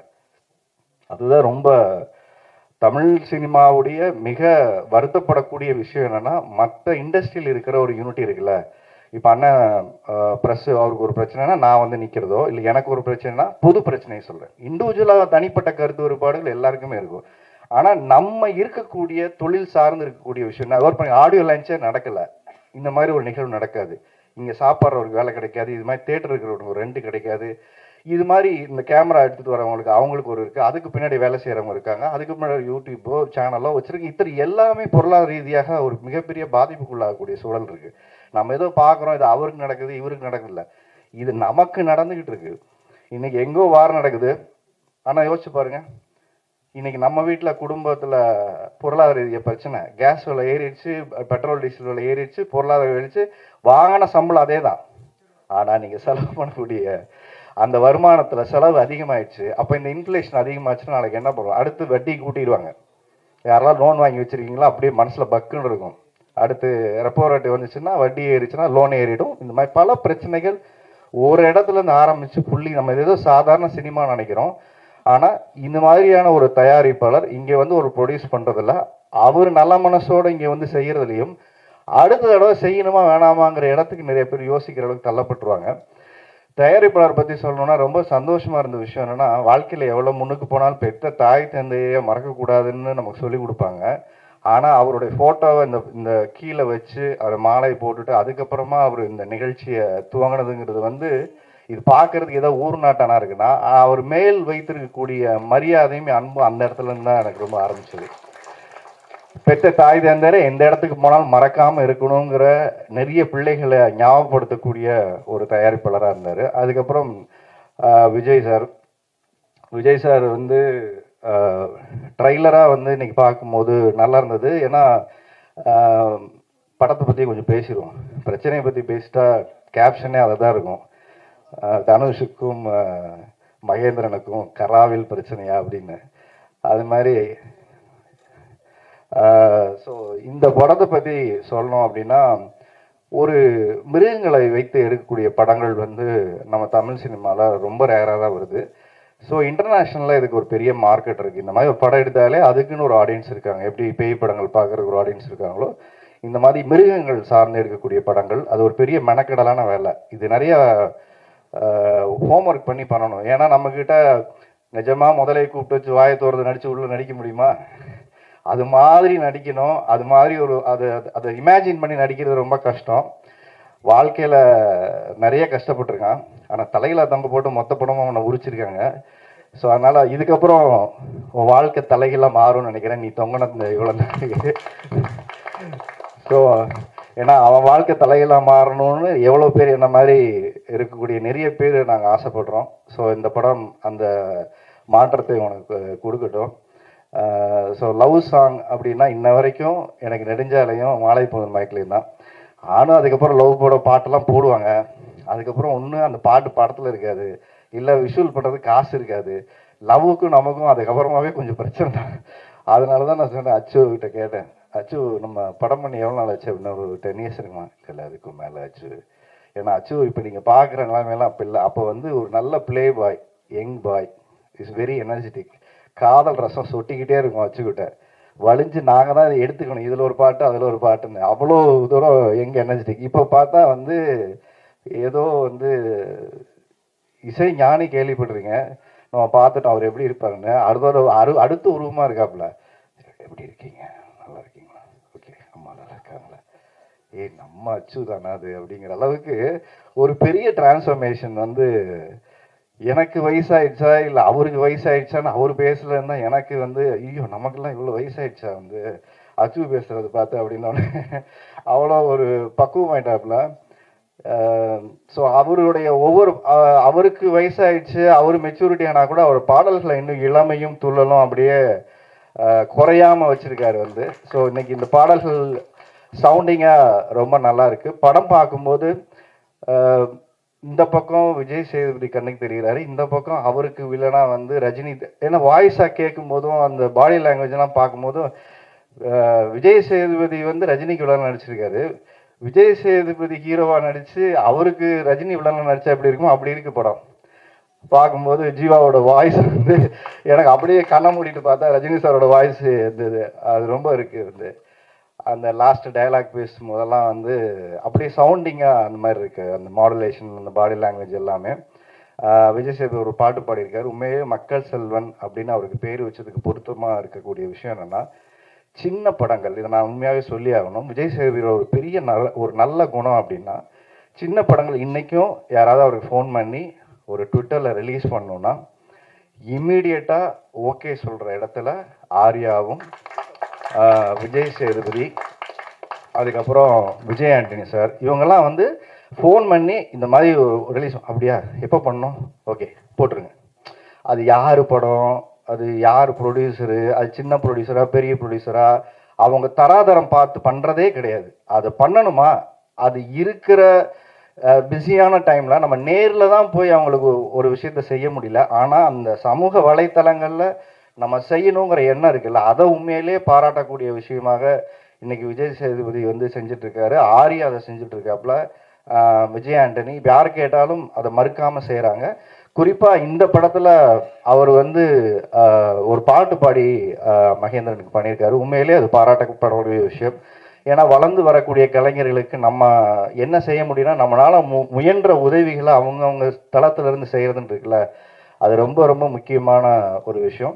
ஸோ இந்த படம் உனக்கு ஒரு பெரிய பிரேக்காக இருக்கும். அதுக்கப்புறம் நடிச்சிருக்கக்கூடிய கலைஞர்கள் எல்லாருக்குமே என்னுடைய வாழ்த்துக்கள். ஏன்னா ஹீரோயினை பார்த்துட்டு கயாடு லோகர் மாதிரியே இருந்தாங்க. அப்புறம் கேட்டேன் என்ன இல்லை அவங்க வேற அப்படின்னா, சரி 4 வருஷம் ஆச்சு கல்யாணத்துக்கு ரெடி ஆகிட்டு இருக்காங்க அப்படின்னு சொல்லி தம்பி சொல்லிட்டு இருந்தா நீங்கள் வர முடியலன்னு. ஸோ அவங்களுக்கும் என்னுடைய வாழ்த்துக்கள். நடித்த மற்ற எல்லா கலைஞர்களுக்குமே டெக்னீஷியன்ஸுக்கு எல்லாருக்குமே என்னுடைய வாழ்த்துக்கள். தயவு செஞ்சு இந்த படம் உங்களுக்கு பிடிச்சி ப்ரெஷ் ஷோ போடுவாங்க, நல்லா இருந்துச்சுன்னா நல்லா எழுதுங்க, நல்லா இல்லையா அது உங்களுடைய விமர்சனம் சொல்லுங்கள். நல்லா இருந்தால் கூடுதல் 2 வார்த்தையை அதை எழுதுங்க, அதுதான் அந்த படத்தை கொண்டு போய் சேர்க்கும். அதே மாதிரி புதுசாக வரக்கூடிய தயாரிப்பாளர்களுக்கு ஒரு சின்ன ஒரு கோரிக்கையாக நான் வைக்கிறது, நீங்கள் சினிமாவுக்கு வாங்க, வந்தீங்கன்னா நீங்கள் தயாரிப்பு செலவில் 20லேருந்து இன்னைக்கு 30% கட்டாயம் நீங்கள் விளம்பர செலவுக்குன்னு எடுத்து வைக்கக்கூடிய நிர்பந்தம் இருக்குது. அதை கையில் எடுத்து வச்சுக்கிட்டு படத்தை செலவுக்கு வாங்க. படத்தை செலவு பண்ணி இது யாராவது வாங்குவாங்க, யாராவது ரிலீஸ் பண்ணுவாங்க நீங்கள் வந்தீங்கன்னா இன்றைக்கி அப்படிப்பட்ட சூழல் இல்லை. அப்போ நம்ம வெளியில் போய் கடன் வாங்க வேண்டிய சூழல் இருக்குது. அப்புறம் அந்த படத்தை ப்ளச் பண்ண வேண்டிய சூழல் இருக்குது. அதனாலேயே அந்த படம் சரியாக விளம்பரம் பண்ண முடியாமல் ரொம்ப கஷ்டப்படுறாங்க. தேட்டர்களும் இப்போ என்ன சொல்கிறாங்கன்னா, நல்ல விளம்பரம் இல்லைன்னா உங்களுக்கு தேட்டர் கொடுக்கறது இல்லை. இன்றைக்கி தமிழ்நாட்டில் இருக்கக்கூடிய அநேக தேட்டருங்கள் தமிழ் சார்ந்து இருக்கக்கூடிய ஓனர்கிட்ட இல்லை. எல்லாமே கார்ப்பரேட்டாக ஒரு பெரிய மால்ஸ் எல்லாமே அவங்கக்கிட்ட இருக்குது. அப்போ அவங்களுக்கு என்ன சொல்கிறாங்கன்னா, சார் நாங்கள் போட ரெடியாக இருக்கோம், நல்ல விளம்பரம் பண்ணுங்கள், எங்களுக்கு இப்படி ஒரு படம் வருதுன்னு தெரிய வைங்க அப்படின்னா என்ன பண்ணணும்னு தெரில. எல்லா மாலுக்கு முன்னாடி போய் நம்ம நின்று விளம்பரம் பண்ணணும்னு நினைக்கிறேன். ஸோ அப்படியான சூழலுக்கு இன்றைக்கி தயாரிப்பாளர் தள்ளப்பட்டிருக்காங்க. ஸோ இந்த படத்துடைய தயாரிப்பாளருக்கும் நான் சொல்லிக்கிறது அப்படி என்னென்னா, விளம்பரங்கள் நீங்கள் என்ன பண்ணுறீங்களோ திட்டமிட்டு சரியாக செய்யுங்க. அதுதான் உங்களுக்கு அங்கே தேட்டருக்கான ஒரு நல்ல திரையரங்கம் கிடைக்கிறது ரொம்ப ரொம்ப முக்கியமாக இருக்குது. மறுபடியும் இந்த பக்கம் அவன் தனுஷோட தான் மோதுவான்னு பார்த்தா அந்த பக்கம் மே டேட்டை போட்டிருக்காரு, அந்த பக்கம் சூர்யா சார் வர்றாரு கருப்பு. ஸோ அதனால் தலைவன் வந்து ரெடி ஆகிட்டான். இளைய தளபதி நான் ஒரு பட்டம் கொடுத்தலான்னு நினைக்கிறேன். தளபதி வந்து நடிக்க போயிட்டாரு, தம்பி நீ இளைய தளபதியே எல்லாரோடையும் மோத ரெடி ஆகிட்டேன். இந்த பக்கம் சூர்யா சாரா, அந்த பக்கம் தனுஷ் சாரா, டைட்டிலுக்காக வாங்க பார்த்துக்கலாம், ரிலீஸாக வாங்க பார்த்துக்கலாம், ரெடி ஆகிட்டான். ஸோ உன் வாழ்க்கை இந்த படம் மூலம் எல்லாம் தலைகளாக மாறட்டும், நடித்த அத்தனை கலைஞருக்கும் வெற்றி வாய்ப்பை கொடுக்கட்டும்.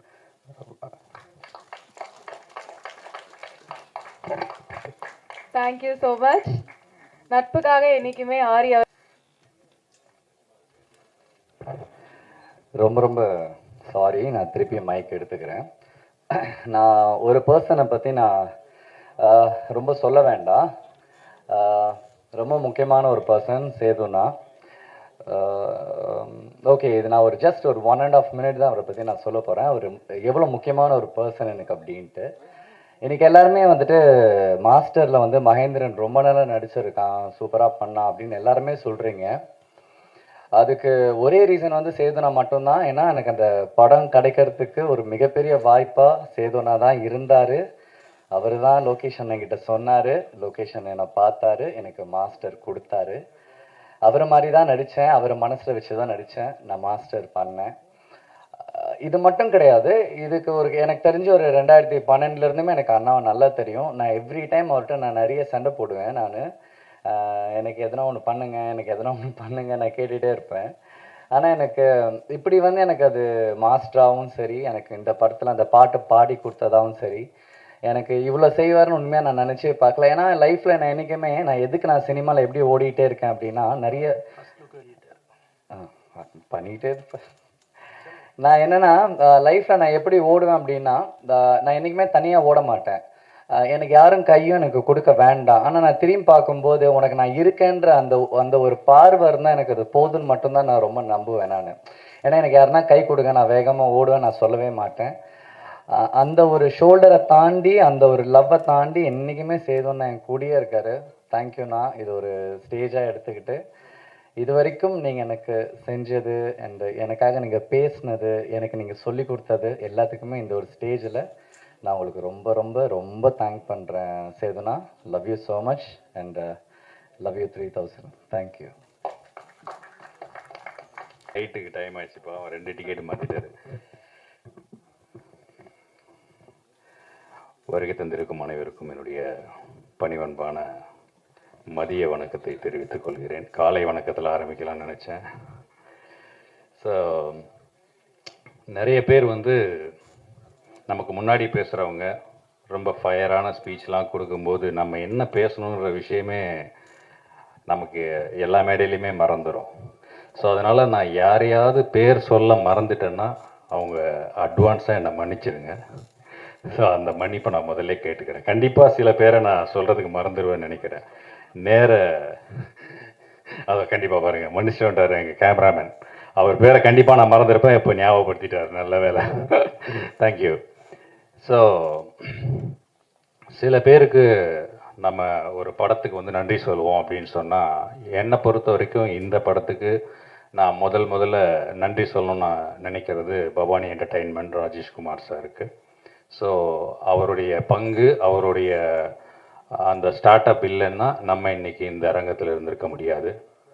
அதுக்கு அடுத்ததான் நான் சொல்ல வேண்டியது இயக்குனர் அவதார் அவருக்கு. எனக்கு இந்த நேம் கன்ஃபியூஷன் அப்பையிலேருந்தே இருக்குது. சார் அவதார் டைரக்டர் உங்களை கூப்பிட்டு படம் பண்ணுன்றாரு. நான் அப்பா ஜேம்ஸ் கேமரூனா, அந்த ஆளுக்கனில் நம்ம படப்பட்டோம். அவதார் படம்னா நம்மளை ஒருவேளை ஏதோ சூப்பர் ஸ்டார் அந்த டூப்புக்குலாம் பண்ணது ஏதாவது ஃபாரின் டெக்னீஷியன்லாம் ஒர்க் பண்ணாங்க கோச்சடையானில், யாராவது சொல்லி கேள்வி நம்மளை அவதார் டைரக்டருக்கு நம்மளை இன்ட்ரடியூஸ் பண்ணிட்டாங்களான்னு சொல்லி நானும் போய் பார்த்தா நம்மாலே தொப்பி போட்டிருக்காரு. அவருக்கு ஆக்சுவலாக வேற ஒரு செல்ல பேர் இருக்குது, நாங்கள் அவரை அப்படிதான் கூப்பிடுவோம். அவதார், யோ அவதார் நீயா, நீ எங்கேயா இங்கே இந்த இதில் சொல்லுவாங்கல்ல கவுண்டர், யோ மிலிட்ரி நீ எங்கேயா இங்கே, நீங்களா அந்த மாதிரி பார்த்தா நம்ம அவதார் இங்கே இருந்தார். ஸோ அந்த நேம் கன்ஃபியூஷன் அந்த அவதார் அங்கே ஸ்டார்ட் ஆனது. அடுத்து பார்த்தீங்கன்னா எங்களுடைய படத்தோட டைட்டில் கரா வரைக்கும் அந்த கன்ஃபியூஷன் ஆகிடுச்சு. நான் 3ஆவதாக ஒருத்தருக்கு நன்றி சொல்லணும்னு சொன்னேன் தெரியுமா, அது வேல்ஸ் இன்டர்நேஷ்னலுக்கும் தனுஷ் சாருக்கும் தான். ஏன்னா அவங்க நடுவில் பூந்து இந்த டைட்டில் ஃபாஸ்ட்டாக ரிலீஸுக்கு வரலன்னா நாங்கள் ரிலீஸுக்கு இன்னும் லேட்டாக இருப்போம். குழந்தையே வளர்ந்துருச்சு. ஸோ அடுத்ததாக எங்கள் படத்துடைய ஹீரோ அவர் எங்கள் எல்லாத்தையும் அண்ணன்னு சொல்லுவார். பட் நாங்கள் ஸ்கூல் படிக்கும் போதும் சினிமாவில் நடிச்சிட்ருக்காரு. நாட்டாமல் படிக்கும் போதெல்லாம் நான் உண்மையிலே ப்ராமிஸாக பள்ளிக்கூடத்தில் போய் பார்க்குறேன். லீவ் விட்டுட்டு நாங்கள் படத்தை பார்க்க போகிறோம். தாத்தா நான் பார்த்தேன்னு சொன்ன எங்களுடைய சீனியர், எங்களுடைய கலை உலக அண்ணா, எங்களுடைய அன்பு அண்ணன் மகேந்திரன் அவர்களுக்கு என்னுடைய மனப்பூர்வமான நன்றி. ஏன்னா ஸ்க்ரீன் ஷேரிங்கில் அவருக்கு ஈக்குவலான ஒரு ரோல் எனக்கு இதில் கொடுத்துருக்காங்க. ஸோ அவர் நினச்சிருந்தாருன்னா வேற யாருக்காவது கொடுக்கலாம் அப்படின்னு சொல்லியிருந்துருக்கலாம். பட் அந்த கலையை நேசிக்கிற அந்த ஒரு கலைஞன் சக கலைஞனுக்கு எவ்வளோ பெரிய கேரக்டராக இருந்தாலும் அதில் எந்த ஒரு தயக்கமுமே இல்லாமல் ரொம்ப இணக்கமாக ரொம்ப பாசமாக இந்த கேரக்டர் எங்களை பண்ண வச்சாங்க. அடுத்த நன்றி எங்களோட மியூசிக் டைரக்டர் அச்சு ராஜாமணி சார். அந்த காதல் குமார் அப்படின்ற ஒரு சாங் இருக்கும். அந்த சாங்கை நான் அவருக்கு தெரியாது, நான் ஒரு 1000 வாட்டி கேட்டிருப்பேன். அவதார் என்கிட்ட நான் அடிக்ட் ஆகிட்டேன் அந்த பாட்டுக்கு. எனக்கு ரொம்ப பிடிக்கும். அதுக்குள்ளே இருக்க குட்டி குட்டி டீட்டெயில்ஸ்லாம் நீங்கள் டெஃபினட்டாக அந்த சாங் கேட்கணும். ஏன்னா அது டெஃபினெட்லி கரெக்டாக ஒரு ஹிட் சாங். அது கரெக்டாக ப்ரமோட் பண்ணால் பெரிய சாங்காக இருக்கும். ஸோ அந்த பாடலை பாடி கொடுத்த அன்பு சகோதரர் திரு விஜய் சேதுபதி சார் அவர்களுக்கும் என்னுடைய மனப்பூர்வமான நன்றியை இந்த நேரத்தில் தெரிவிச்சுக்கிறேன். அடுத்ததாக ஹீரோயின் சாஹிபா. அவங்க சாரிப்பா வர முடியலன்ட்டாங்க. அவங்க வந்து ஏதோ அவங்களுடைய ஃபேமிலி ஃபங்க்ஷன் சேம் டேட்டில் கிளாஷ் ஆனதுனால அவங்க வர முடியல. ஸோ அவதாருக்கு வந்து இந்த சேம் டேட்டில் கிளாஷ் வர்றது புது விஷயம் கிடையாது. எலெக்ஷன் டைமு ஃபங்க்ஷன் எல்லாருமே பொலிட்டீஷியனாக வேறு நிறைய பேரை கூப்பிட்ருக்கீங்க, எப்படி அவங்களுக்கு பிரச்சாரம்லாம் இருப்பாங்களே, எப்படி அவதார்னா இல்லைண்ணே நம்ம ஃபங்க்ஷன் இந்த டேட் விட்டால் பண்ண முடியாது, நம்ம பண்ணிவிடுவோம், ஏன்னா May 15 வந்து ரிலீஸ் டேட் ஃபிக்ஸ் பண்ணிட்டோம், நம்ம கண்டிப்பாக வந்தே ஆகணும் அப்படின்னாரு. ஸோ சாஹிபா, எங்கே இருந்தாலும் உங்களுடைய எல்லா முயற்சிக்கும் எங்களுடைய வாழ்த்துக்கள். இந்த படத்தில் ரொம்ப அழகாக பண்ணியிருக்கீங்க, ரொம்ப அழகான ஒரு ஹீரோயின், ஒரு beautiful hero and beautiful heroine இந்த படத்தில் நீங்கள் வந்து பார்க்க போகிறீங்க. அந்த சாங்ஸாக இருக்கட்டும், பெர்ஃபார்மன்ஸாக இருக்கட்டும், எல்லாமே வேறு லெவலில் இருக்கும். அதுக்கப்புறம் இந்த படத்தில் ஒரு எனக்கு ஹீரோயினாக ஒரு கேரக்டர் நடிச்சிருக்கு. எனக்கு ஹீரோயின், ஆமாம், நான் 2 பேருக்கு நடுவில் உட்காந்துருந்தேன். நீங்கள் லெஃப்டா ரைட்டான்னு கன்ஃபியூஸ் ஆகிருப்பீங்க. லெஃப்ட் ஹீரோயின் வந்து 2026 லெஃப்ட் வந்து 2006 எனக்கு ஹீரோயினாக நடித்தவங்க. என் பக்கத்தில் அந்த பக்கம் இருந்த காவிய வர்ஷினி கனாக்கானும் காலங்களில் என்னோட பேர். அவங்க என்னை துரத்தி லவ் பண்ணுற மாதிரி ஒரு கதாபாத்திரம். ஆரம்பத்தில் நிறைய சண்டை இருக்கும், அதுக்கப்புறம் நாங்கள் வந்து அதில் சேருவோம்னு வச்சுங்களேன். கனாக்கானும் காலங்களில் ஜீவா சார் அவர் கேரக்டர் பண்ணியிருப்போம். அதில் எனக்கு பேராக நடித்த காவியா 2006. இந்த சைடு 2026 நம்ம கிமாயா. இப்போ கிமாயாவுக்கு டென்ஷன் என்னங்க நீங்கள் வந்ததுலேருந்து அவங்ககிட்டயே பேசிகிட்டு இருக்கீங்களே, யார் அந்த பொண்ணுன்னுச்சு. ஏமா நீ இங்கிலீஷ்லேயே பேசுகிற, நீ பேசுறது எனக்கு புரிய மாட்டேங்குது. அந்த புள்ள தான் தமிழில் பேசும், நான் பேசுறது அதுக்கு தான் புரியும், அது பேசுறது எனக்கு புரியுது, அதெல்லாம் நாங்கள் பேசிகிட்டு இருக்கோம், நீ ஒன்றும் தப்பாக நினச்சிக்காத. இப்போ ஃபங்க்ஷன் முடிஞ்சாலும் கிளம்பிடும், அதுக்கப்புறம் ஃபுல்லாக நான் அவங்க கூட தான் பேசுவேன். இன்றைக்கி ஃபுல்லாக ப்ரமோஷனுக்கு வேறு போகணும் கிமாயா. I believe you. Okay, 3 days full promotion with you. We going all channels and interviews, everything with you.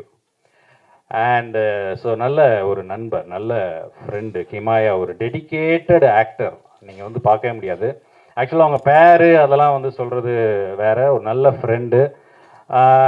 உண்மையை சொல்லிடுறேனே, எனக்கு வந்து அவங்க மேலே ஒரு சிஸ்டர் ஃபீல் தான் இருக்கும்.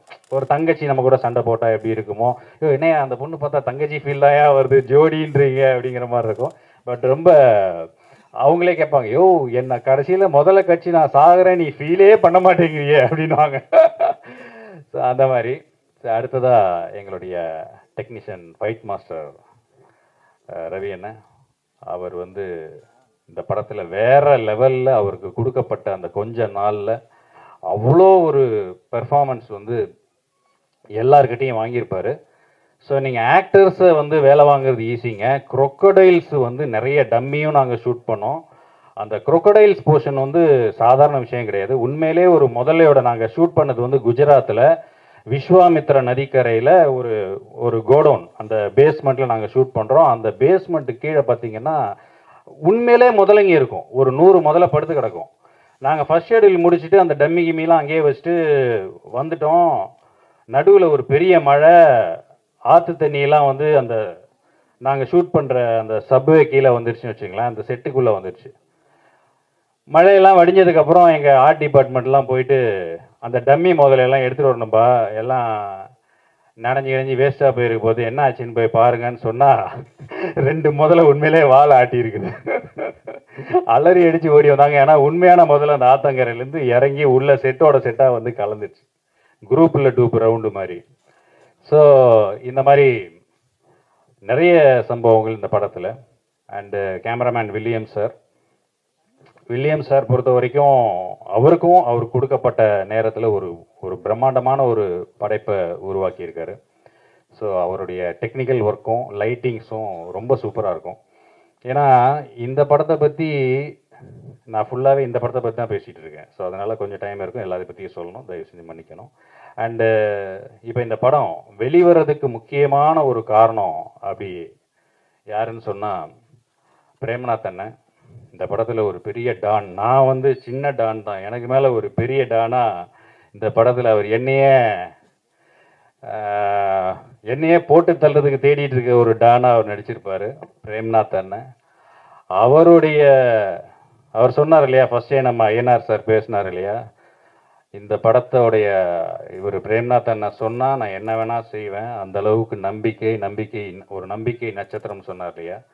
ஸோ அவருக்கு இந்த படத்தை இனிஷியேட் எடுத்து இன்றைக்கி ரிலீஸுக்கான எல்லா முயற்சியும் செய்தார். அவருக்கு என்னுடைய நன்றி. அடுத்ததாக என்னுடைய மிகப்பெரிய நன்றி என்னென்னா, இன்றைக்கி உள்ள இந்த சினிமாவுடைய இதில் ஒரு ஃபுல் ரிஸ்க் எடுத்து இந்த இதை வந்தே ஆகணும். டே 1 பூஜையில் எப்படி நம்ம பார்த்தோமோ அந்த பூஜையிலிருந்து இந்த படத்தில் ஒரு கதாபாத்திரமாகவும் நடித்து அவர் ரோலையும் அவர் சின்சியராக செஞ்சு அதுக்கு அடுத்து அவதாருக்கு இன்னொரு படம் பண்ணுறதுக்கான ஒரு முன்னேற்பாடுகளையும் செஞ்சு இப்போ இந்த படத்தை ரிலீஸ் வரைக்கும் கொண்டு வந்து இன்றைக்கும் அவருக்கு பல வேலைகள் இருக்குது. அந்த வேலைகளுக்கு நடுவுலையும் இந்த ஃபங்க்ஷனை வெற்றிகரமாக நடத்தி முடிக்கணும் அப்படின்னு நினைக்கிற அந்த ஒரு உயர்ந்த உள்ளம், சினிமாவுக்கு அவர் செய்கிறதுக்காக நான் அந்த விஷயத்த சொல்லலை, அவருடைய பகுதி மக்களுக்காக அவர் செய்கிற அந்த ஒரு விஷயத்துக்காகவும் சேர்த்தே நான் சொல்கிறேன்.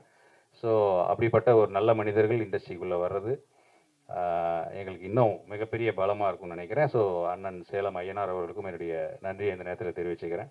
அண்டு இந்த படத்தை ரிலீஸ் பண்ணுற மங்களம் சினிமாஸ் அண்ணன் பிச்சைமுத்து அண்ணன் அவர்களுக்கும் என்னுடைய மனமார்ந்த நன்றியை தெரிவிச்சுக்கிறேன். ஸோ இன்னும் நிறைய பேர் சொல்ல வேண்டியது இருக்குது. ஆங்கர் மட்டும் பின்னாடி வந்து பார்த்துட்டே இருக்காங்க. ஏன்னா கரெக்ட் டைமுக்கு வந்தது அவங்க தான். 10:30 மணிக்கு நீங்கள்லாம் வந்து உட்காருங்க, எனக்கு டைம் சொல்லிட்டானுங்க, நான் எப்போ வரணுமோ வந்துக்கிறேன் அப்படிங்கிற மாதிரி.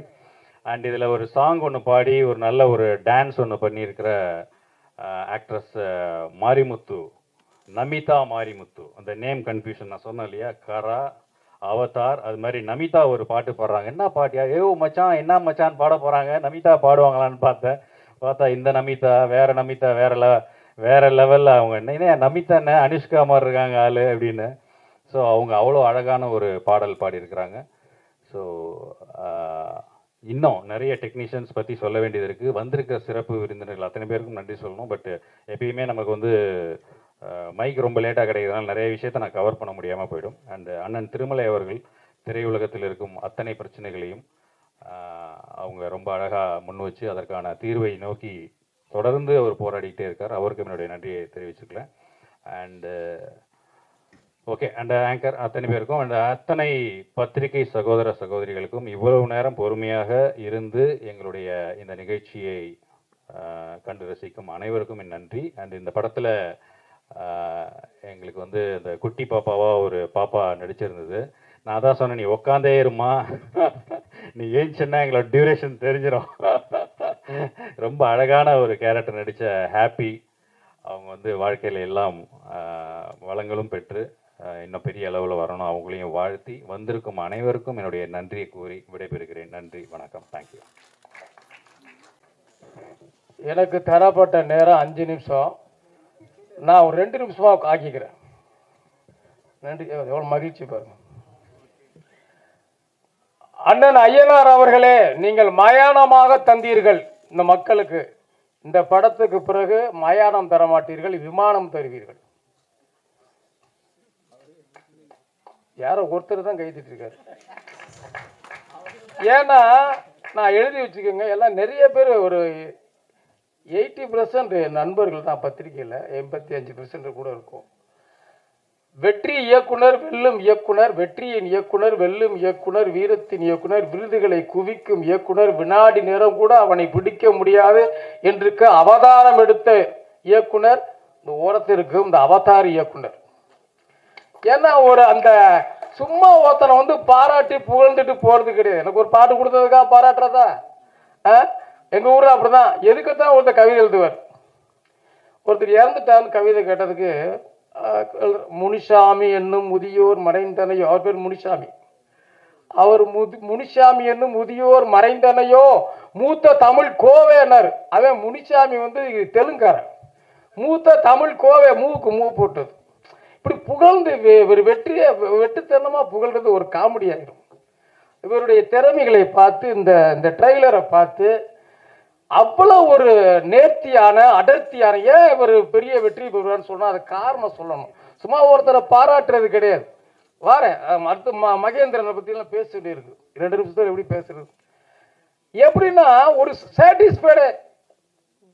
சாட்டிஸ்ஃபைடே ஆக மாட்டார். இதுதான் முக்கியமான விஷயம். ஒரு படைப்பாளி திருப்தி அடைய மாட்டான். அடர்த்தியாக இருக்கும். இது எங்கேயுமே இல்லையே பார்த்தீங்களா, சொன்னார் ஜீவா சொன்னார். அந்த குமார் பாட்டு புதுசாக இருக்கே, எத்தனையோ முறை கேட்டேன். எத்தனை ஒரு ஜீவானை எத்தனை வாட்டி கேட்டீங்க? 500 வாட்டி. இதுதான் அந்த புதுசுங்கிறது. புதுசு எப்போ பார்த்தாலும் ஒரே மானே தேனே கட்டிப்பிடி மாமன் தோல்ல தோட்டுக்கடி என்னதுக்குடா அந்த கன்றாவியே தரோட சொல்லுவீங்க. ஒரு புதுசாக எக்ஸ்பெரிமெண்டல் எக்ஸ்பெரிமெண்டல் ஒரு டைரக்டர். அவரை பாராட்டி எனக்கு எதாவது போதா? என்னுடைய இலக்கு ஏதாவது ஒரு பல்கலைக்கழகங்களுக்கு ஏதாவது ஒரு பெரிய பதவியில் போகணும், ஏதோ ஒன்று ஏழை மாணவர்களுக்கு உதவி பண்ணணும். அதை பார்த்தா அண்ணன் உண்மையிலே நான் உங்களை கைவிட்டு வணங்குறேன்.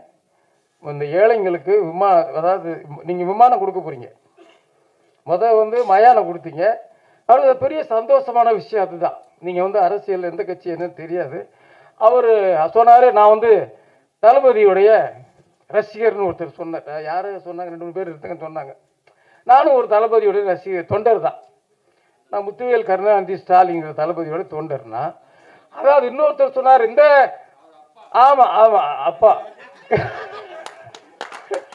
என்னன்னா காமெடி என்னன்னா, எவ்வளோ சிரிப்பு வந்துச்சு எனக்கு பின்னால் உட்காந்துருக்கும் போது.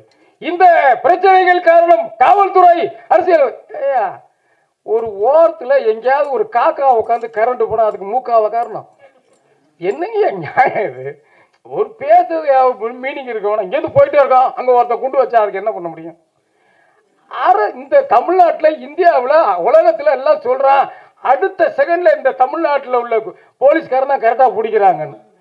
அது இங்கே தேவையில்லாத டாபிக்கு. அதுக்கு சொல்ல வரேன், அவருக்கு பதில் சொல்றதுக்காக சொல்ல வரேன். ஆனால் உண்மையிலே அருமையான ஒரு கிரியேட்டர்ஸ். மகேந்திரனுடைய பெரிய ரசிகர் தான். அந்த தம்பிகிட்ட எல்லா திறமையும் இருக்கும். ஆடல் இருக்கும், பாடல் இருக்கும், நடனம் இருக்கும், அதை விட எளிமை இருக்கும், பணிவு இருக்கும், எல்லா திறமையும் ஒன்னா சேர்ந்து இருக்கும். அவங்கிட்ட விருதுகள் இன்னும் பல குவிந்திருக்கும். நல்லா பலத்தை கை தட்டுங்க. ஏன்னா அவ்வளோ திறமைக்காரன். என்னமோ பிரச்சனை, எங்கேயோ பிரச்சனை மாதிரி தான். அந்த மாதிரி கேஸ் தான் அவரெல்லாம். இளையராஜாங்கிற இசைஞான உலகத்தில் பெரிய மியூசிக் டைரக்டர் தான். 25,000 பேர் கலந்துக்கிட்ட அவரோட அந்த போட்டியில ஒரு தங்கப்பேனை வாங்கின ஒரு கவிஞர். நிறைய பெரிய பாட்டு எழுதல அவர் நான் தான். என்ன ஏதாவது ஒரு நமக்கு இலக்கு வேற எங்க ஓடிக்கிட்டு இருப்போம். எங்க இப்ப நண்பர் சிரிக்கிறாங்க, எல்லாம் பத்திரிகை நண்பர்கள். அதனால யாரையுமே தீர்மானம் பண்ணக்கூடாது. இங்கே உள்ளுக்குள்ளே எத்தனை பேர் தயாரிப்பாளர் சொன்னாங்க, இவரே நாளைக்கு பார்த்தா ஒரு எம்எல்ஏ கூட அமைச்சர் ஆகலாம். இவன் எப்படி அவன் விலகு போல டப்புன்னு வேறுமொழி ஆயிடுவான். யாரையுமே பார்த்தீங்கன்னா அதெல்லாம் வேற காலங்க. ஒரு பேரை பற்றி பாராட்டி சொல்லும்போது சொன்னாங்க, யார் திருமலை அண்ணன் சொன்னார், ரொம்ப பணிவாக இருக்காரு, பந்தம் இல்லாமல் இருக்காரு, ஓடுறாரு, அவரே எல்லாமே டீ கொடுக்குறாரு, அவரே தண்ணி கொடுக்குறாருன்னு. அதெல்லாம் ட்ரெண்ட் மாறிடுச்சு. இப்பெல்லாம் நான் தான் டைரக்டரு, ஏய் போயான்றான், நான் தான் எம்எல்ஏ அப்படிலாம் பந்தாலாம் பண்ண முடியாது. Come to the people, for the people, among the people, to the people. அதான் இங்கே இருக்க முடியும். நீ பாட்டுக்கு அந்த இதெல்லாம் யாரு ஹலோ அண்ணன் அண்ணன் குளிக்கிறாரு, ஏய் வெளியே வர சொல்ற, அதெல்லாம் வேற மாதிரி ஆயிடுச்சு. உலகமே மாறிக்கொண்டு போய் கொண்டிருக்கிறது. நீங்க இயக்குனர் பணிவாகவும் கனிவாகவும் அடக்கமாகவும் தொடக்கமாகவும் வெற்றியாகவும் இருக்கணும். அத்தனை அந்த அச்சுவை பத்தி அவரு வேற ஜீவாவே சொல்லிட்டார். அச்சுவோடைய பாடல்களை பற்றி சொல்லவே தேவையில்லை. அனைவருக்கும் வாழ்த்துகள். இந்த படம் எப்படி பிரமாண்ட வெற்றிகளை பெறப்போகுது என்பது இந்த தீர்ப்பு எழுதக்கூடிய நீதிபதிகள் இங்கே ஒரு 75-80 பேர் உட்கார்ந்துருக்கீங்க. நான் சொல்றேன் உங்களுக்கு, எனக்கு எழுதிக்கங்க. பிரமாண்ட வெற்றிகளை பெறப்போகிறது. காரணம் புதுமை, அருமை, சிறப்பு. வணக்கம். ஆடியோ வராமல் இருந்தது. ஓகே. ஸோ அவருக்கு இருக்கக்கூடிய ஒரு ஆர்வம், நான் நிறைய அவருக்கு கச்சேரிகள் போய் பாடியிருக்கேன். ஸோ அவுட்டர்லாம் நிறைய உள்ள இன்டீரியர் எல்லாம் போய் பாடுவோம். அதாவது திருநெல்வேலிக்குள்ள மக்கள்லாம் பார்க்கவே முடியாத சினிமா படங்களில் ஜஸ்ட் ஆர்டிஸ்ட் எல்லாம் அப்படியே வெறும் படத்தில் மட்டும் பார்க்கக்கூடிய இடத்துல இருக்கக்கூடிய ஒரு ஒரு ஒரு ஏரியாவாக இருக்கும். அங்கே கொண்டு போய் எல்லா கலைஞர்கள், அதாவது நம்ம கிங்காங் அண்ணன், போண்டாமணி அண்ணன், அந்த மாதிரி இருக்கக்கூடிய நிறைய பேர் இப்போ வாய்ப்பு இல்லாமல் இருக்கக்கூடிய ஆர்டிஸ்ட் எல்லாம் மறந்து போனவங்களெல்லாம் கொண்டு போயிட்டு அவ்வளோ ஒரு அற்புதமான இசை நிகழ்ச்சி நடத்துவார். ஆடல் பாடல், பாம்பேலேருந்து டான்சர்ஸ்லாம் வர வச்சு கம்ப்ளீட்டாக ஒரு ஸ்டேஜையும் மாற்றக்கூடிய ஒரு மனிதர். எல்லாருக்குமே வாய்ப்பு கிடைக்கணும், எல்லா மக்களும் அவங்கள போய் ரீச் அவுட் ஆகணுங்கிறது அவரோட இப்போல எனக்கு கிட்டத்தட்ட வந்து அவர் ஒரு 20 வருஷமா தெரியும். அப்பத்துல இருந்து அந்த மாதிரி ஒரு ஷோஸை வந்து கொண்டு வரணுங்கிறது அவரோட ஒரு பெரிய ஆசை. அதுல அவரோட ஆர்வம், அந்த ஆர்வத்தின் அடிப்படை தான் இன்னைக்கு அதுக்கப்புறம் அவர் நடிக்க ஆரம்பிச்சு நடிப்புல இருந்து தயாரிப்பு வரைக்கும் அவர் வளர்ந்திருக்காருங்கிறதுக்கு ஒரு பெரிய பாராட்டுகள் மற்றும் கைத்தட்டல் கண்டிப்பா கொடுக்கலாம். ஏன்னா இந்த வளர்ச்சி அவ்வளோ ஈஸி கிடையாது. ஒவ்வொரு ப்ரோக்ராமுக்கும் போய் போய் கஷ்டப்பட்டு அதுல இருந்து வர காசுகள் எல்லாம் எடுத்து வச்சு அதை சேர்த்து வச்சு ஒன்று பண்ணணுங்கிறது வந்து ஒரு பெரிய மனசு வேணும். அதுக்கு ஒரு கண்டிப்பா பெரிய தைரியமும் இருக்கணும். ஸோ நிச்சயமா நான் எல்லாருக்கும் என்ன சொல்றேன் அப்படின்னா வந்து கண்டிப்பா நிறைய தயாரிப்பாளர்கள் வராங்க இங்க. ஸோ லாட் ஆஃப் இப்போ கூட ரீசெண்டா 2-3 படம் போன மாசம் ரிலீஸ் ஆச்சு. ப்ரொடியூசர் வந்து டோட்டலா லாஸ் மேடம் அப்படின்னு எனக்கு ஃபோன் பண்ணி அப்போ சொல்லும்போது ரொம்ப வருத்தப்பட்டு சொன்னாரு, இது என்னோட முதலும் கடைசி படம் அப்படின்னு சொன்னாரு. நான் பேர் சொல்ல விரும்பல. என்ன காரணம் அப்படின்னா கண்டிப்பா அவங்க போடுற பணத்தை வந்து நஷ்டம் அப்படிங்கிற ஒரு இடத்துக்கு கொண்டு போய் நிறுத்துறது மட்டும்தான் இதுக்கு முக்கிய காரணமா இருக்கு. ஸோ கண்டிப்பா இது மக்கள் நிறைய பேர் வந்து என்ன பண்றாங்க, படம் நல்லா இல்லைன்னு ஜஸ்ட் ஒரே ஒரு ஷோ பார்த்துட்டு வந்து சிம்பிளா வெளியே சொல்லிட்டு போயிடுறாங்க அவங்க கருத்தை.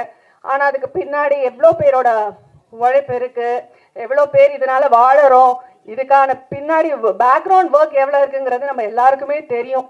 ஸோ கண்டிப்பா ஓடிடியில மட்டும் உட்காந்து படம் வந்தா பார்த்துக்கலாம் அப்படின்னு இல்லாம திரைப்படங்கள்ல போய் கண்டிப்பா தியேட்டர்ஸ்ல போய் படத்தை பார்த்து நம்மளால முடிஞ்ச ஒரு கான்ட்ரிபியூஷன் கொடுத்தீங்கன்னா தயாரிப்பாளர்கள் பின்தங்கி இருக்க மாட்டாங்க. மறுபடியும் படங்கள் வாய்ப்புகள் வந்துகிட்டே இருக்கும், எடுத்துக்கிட்டே இருப்பாங்க, நிறைய பேர் வாழலாம். ஸோ நிச்சயமா வந்து நான் அதை முக்கியமா இங்க சொல்ல விரும்பிக்கிறேன்.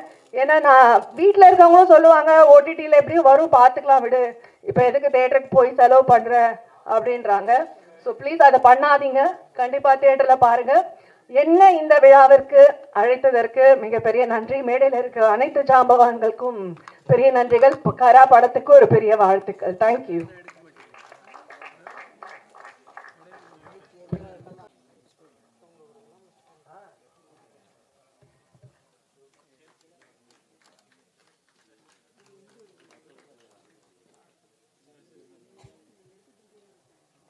Thank you so much for joining, ma'am.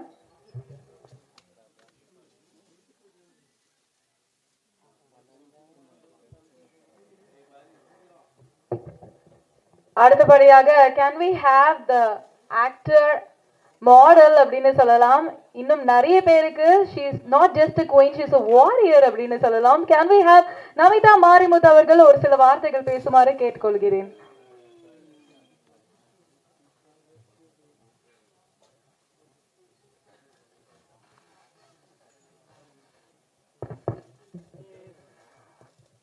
அனைவருக்கும் என்னுடைய மதிய வணக்கம். எல்லாமே வந்து நமிதா மாரிமுத்து வந்து ஒரு மாடலாக, ஒரு ஆக்ட்ரஸாக நிறைய ஃபேஷன் ஷோஸில் பார்த்துருப்பீங்க. பட் இந்த படத்தில் ஒரு சிங்கராக இன்ட்ரடியூஸ் பண்ணியிருக்காங்க. ரொம்ப ரொம்ப ரொம்ப ஹாப்பியாக இருக்குது. இந்த வாய்ப்பு கொடுத்த டைரக்டர் சாருக்கும், அதுக்கப்புறம் மியூசிக் டைரக்டர் அச்சு, அவங்க எல்லாத்துக்குமே வந்து என்ன சொல்கிறதுன்னு தெரியல. பிகாஸ் எனக்கு ரொம்ப நாள் ஆசை என்னோட வாய்ஸ் ஒரு படத்தில் ஒரு பாட்டில் கேட்கணும், அது நிறைவேற்றி கொடுத்துருக்காங்க. அதுவும் இல்லாமல் இந்த படம் வந்து அவங்க சொன்ன மாதிரி நானும் அவங்க கூட ட்ராவல் பண்ணிட்டு இருந்தேன், ரொம்ப வருஷம் ட்ராவல் ஆன படம். ஸோ அட் லாஸ்ட் இந்த படம் ரிலீஸ் ஆக போகுது நினைக்கிறப்ப எனக்கு ரொம்ப ரொம்ப சந்தோஷமாக இருக்குது. அண்ட் என்டையர் டீம் ஆஃப் கராக்கு என்னோட ஆல் த பெஸ்ட். கண்டிப்பாக மக்கள் இந்த படத்தை தேட்டரில் போய் பார்த்து ஆதரவு கொடுங்க. நன்றி, வணக்கம்.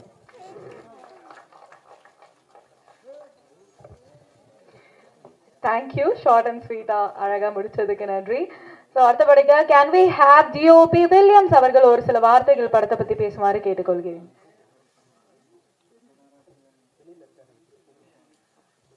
எல்லாருக்கும் வணக்கம்.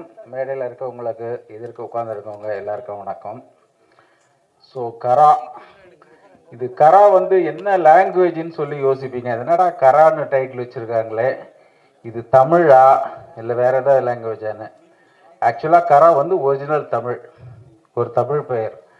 கரானா என்ன அர்த்தம்னா ஆண் முதலை. ஸோ நாங்கள் முதலை வச்சு படம் எடுத்ததுனால ஸோ டைரக்டர் தேடி பிடிச்சி வச்ச டைட்டில் வந்து கரா. சரிங்களா? இந்த படத்தை பற்றி சொல்லணும்னா ஃபஸ்ட்டு ஹீரோவை பற்றி சொல்கிறேன். புன்னகை மன்னன், சிரிச்சா எல்லாருக்கும் பிடிக்கும். அவர் வந்து ஒரு ஒரு முழுமையான நடிகர். அதாவது சும்மா வந்து அழுதுட்டு போகிறது, சிரிச்சிட்டு போகிறது இப்படிலாம் கிடையாது. ஸ்பாட்டுக்கு வருவார், வந்தோடனே அப்படி ஒரு இந்த சச்சின் டெண்டுல்கர் வந்தால் எப்படி ஃபுல்லாக அப்படி அங்கே ஃபுல்லாக திரும்பி பார்ப்பார், அது மாதிரி திரும்பி பார்ப்பார். எதுக்கடா இவர் திரும்பி பார்க்குறாருன்னு பார்த்தா நான் எங்கெங்கே லைட்டு வச்சுருக்கேன்னு பார்ப்பார். இவர் எங்கெங்கெல்லாம் லைட்டு ஃபிக்ஸ் பண்ணியிருக்காரு அதுக்கு ஏற்ற மாதிரி வந்து பர்ஃபார்மன்ஸ் கொடுப்பார். அது வந்து அவ்வளோ ஈஸியாக யாரும் பண்ண மாட்டாங்க, எவ்வளோ பார்த்துருக்கோம். ஸோ எங்களால் வந்து ஒரு மைன்யூட் லைட்டிங் வந்து தம்பி வச்சு பண்ண முடியும், அதுதான். ஸோ இந்த தம்பி இருந்தால் எங்களுக்கு வந்து வேலை ஈஸி, எங்களால் வந்து அதிகமாக கிரியேட் பண்ண முடியும், ஒரு அருமையான ஃபோட்டோகிராஃபி வரும். ஒரு சிலர் வந்து புதுசாக வராங்க, நிறைய படங்கள் நடிச்சிருக்காங்க, பட் அவங்களுக்கு இந்த சென்ஸ் இருக்காது. ஸோ நாங்கள் வந்து ஃப்ளாட்டாக லைட் பண்ண வேண்டியது இருக்கும். சரி எங்கன்னா போங்கன்னு என்ன பண்ணிக்கோங்க, உங்கள் ஃபேஸில் வந்து லைட் இருக்கும். அது மாதிரி ஒரு அருமையான நடிகன். அது மாதிரி வந்து இப்போ பேசினார் பார்த்தீங்களா, ஒரு 5 வருஷம் கழிச்சு தம்பி இந்த இடத்துல வந்து பேசுனீங்களே, இந்த ஒரு டைலாக் பேசுனீங்களா, அப்போ என்ன ஆக்ஷன் கொடுத்தீங்கன்னு கேட்டால் கரெக்டாக சொல்லுவார். அந்தளவுக்கு ஒரு டேலண்டானவர். இப்போ நாங்கள் வந்து ஒரு ஒரு ஒரு பொசிஷன் அவருக்கு கொடுத்துட்டோம்னா, இப்போ வந்து நாங்கள் வந்து ஒரு அவங்கள வந்து நீங்கள் வந்து ஸ்ட்ரைட்டாக அப்படியே நின்று பேசுகிற மாதிரிலாம் அப்படி நடிக்கிற மாதிரிலாம் பார்ப்பீங்க. அப்படிலாம் கிடையாது. காலை திடீர்னு விரிச்சு நிற்க வைப்போம் ஹைட்டுக்காக, திடீர்னு ஸ்டூலை போட்டு மேலே ஏறி நிற்க வைப்போம், அதெல்லாம் உங்களுக்கு தெரியாது. ஸோ நான் வந்து ஃபோட்டோகிராஃபி பண்ணும்போது என்ன பண்ணுவேன்னா, ஃபஸ்ட்டு வந்து பேக்ரவுண்டை வந்து செலக்ட் பண்ணிடுவேன். செலக்ட் பண்ணிட்டு அதுக்கப்புறம் ஆர்டிஸ்ட்டை நடிக்க வைப்பேன். இப்போ மகிக்கு வந்து நாங்கள் வந்து ஒரு ஃப்ரேம் ஒன்று கொடுத்துட்டோன்னா ஃபிக்ஸ் பண்ணிவிடுவார்.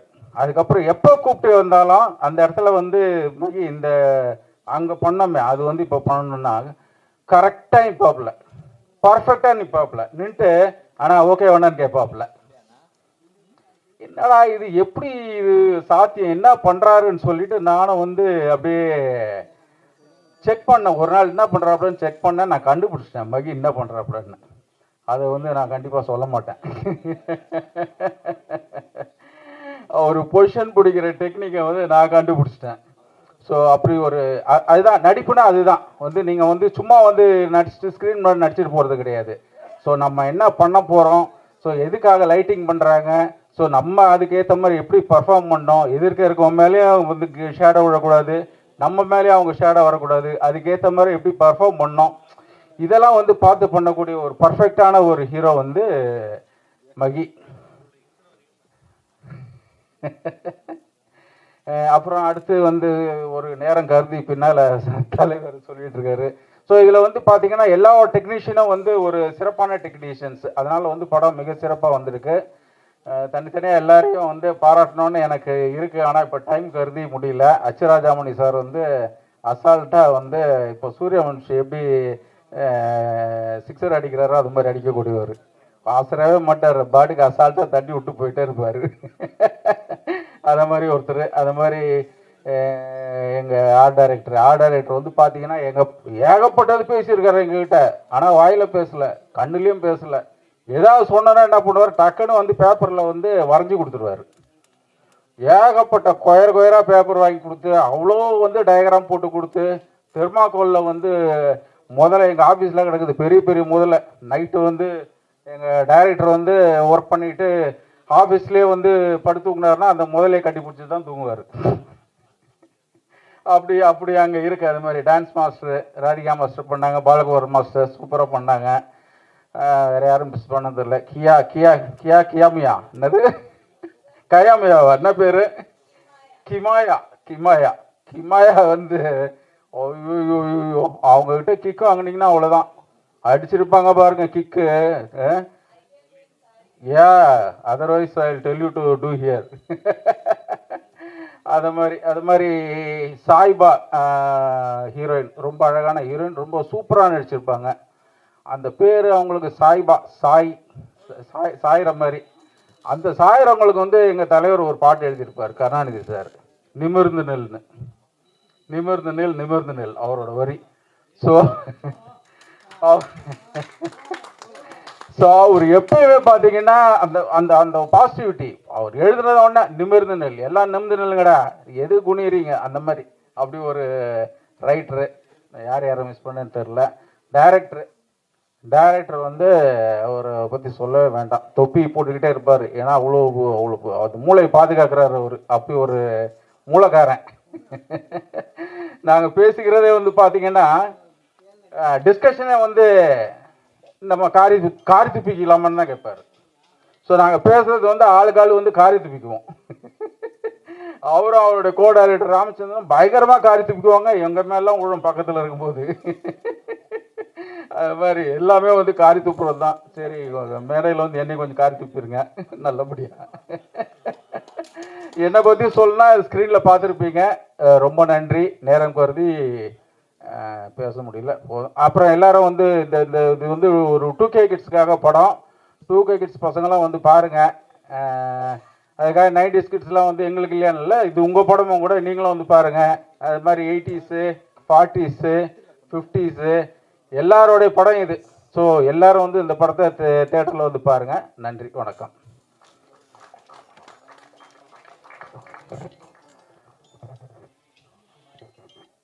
ஸோ இந்த படத்தினுடைய டைட்டிலை பற்றி ஒரு நிமிஷம் நான் விளக்கம் கொடுத்துறேன். ஏன்னா 2022லேருந்து நானும் டைரக்டரும் தான் அதை ஃபாலோ பண்ணுறோம்.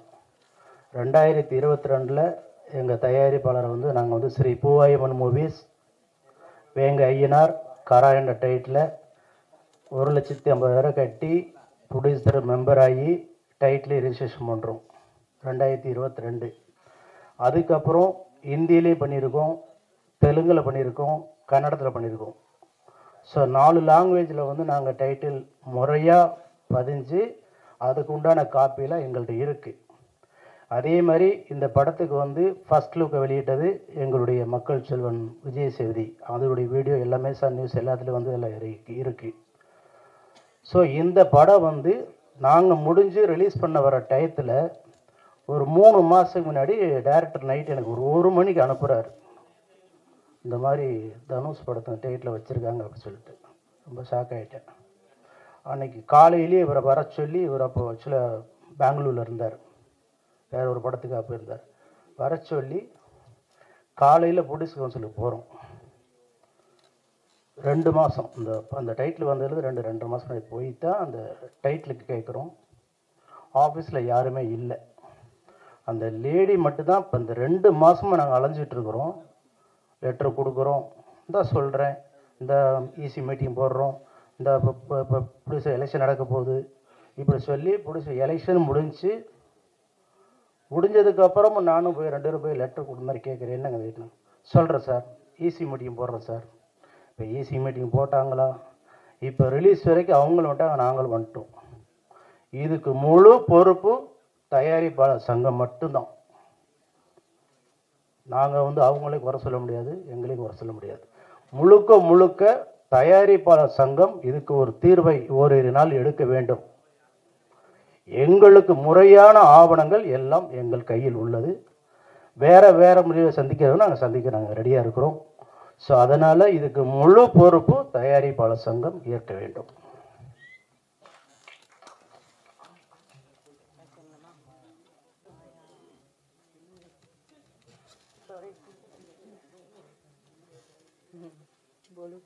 Om Namah Shivaya. This is my debut, and 9 years back I got this stage and this podium to speak. It was very long journey for me, not easy even. So thank you, Avatar sir, you choose me, and for him I can say just content creator and good quality man. अगर ये movie 10 साल बाद भी release होती तब भी hit होती. So must watch Candy.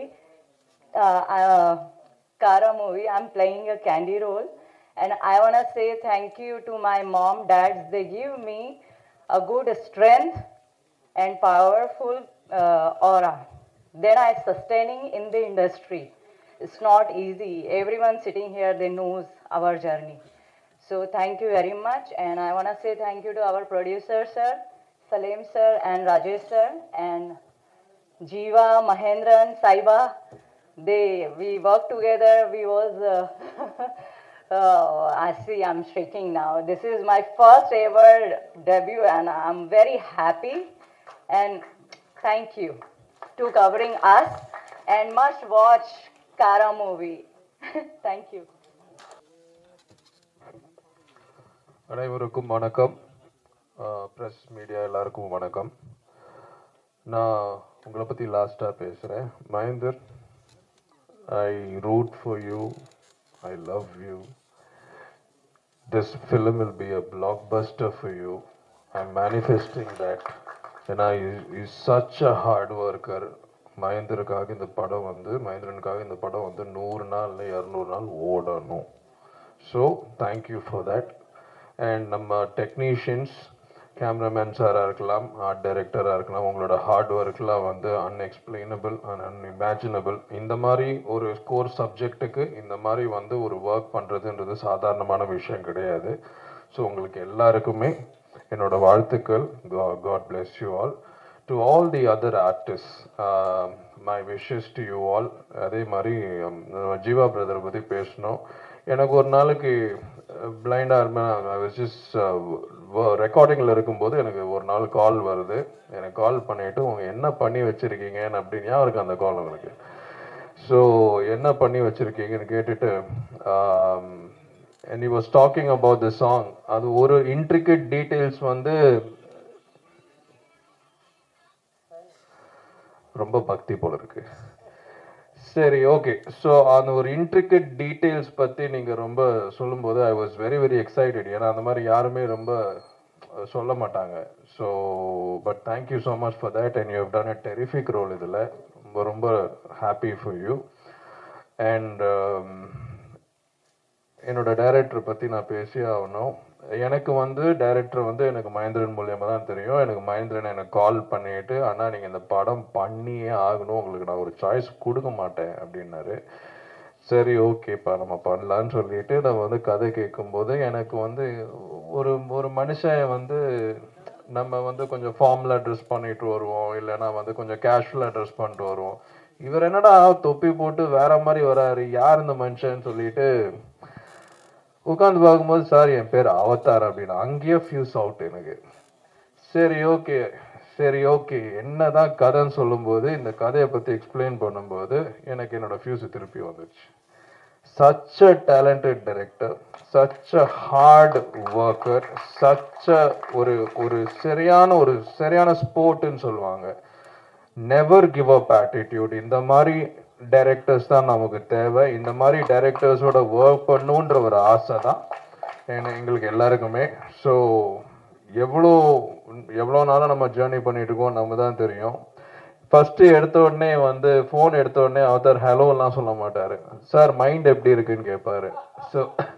So that is the kind of positive person he is. உங்கள் பாசிட்டிவ் ஸ்பிரிட்டுக்கு இந்த படம் சூப்பர் ஹிட் ஆகணுன்றது வந்து நான் வந்து ஐ எம் ப்ரேயிங் காட். கண்ணா, நீ வந்து நல்லா நடிச்சிருக்கடா. So I wish you all the very best for that. And if I forgot everybody, my apologies. And Kima, you've done a fantastic job. Unga stunts ellame, it was very nice. And to the going to be married Sahiba, I wish her nothing but the best. And in the padam successful pom daivu senji support pannunga for a title like for a movie like us. ஏனா உங்க support இல்லனா நாங்க எதுவுமே கிடையாது. So என்னோட songs பத்தி நானே பேசக்கூடாது. Please listen to it and please let us know எப்படி இருக்குன்னு. So thank you so much for the support once again.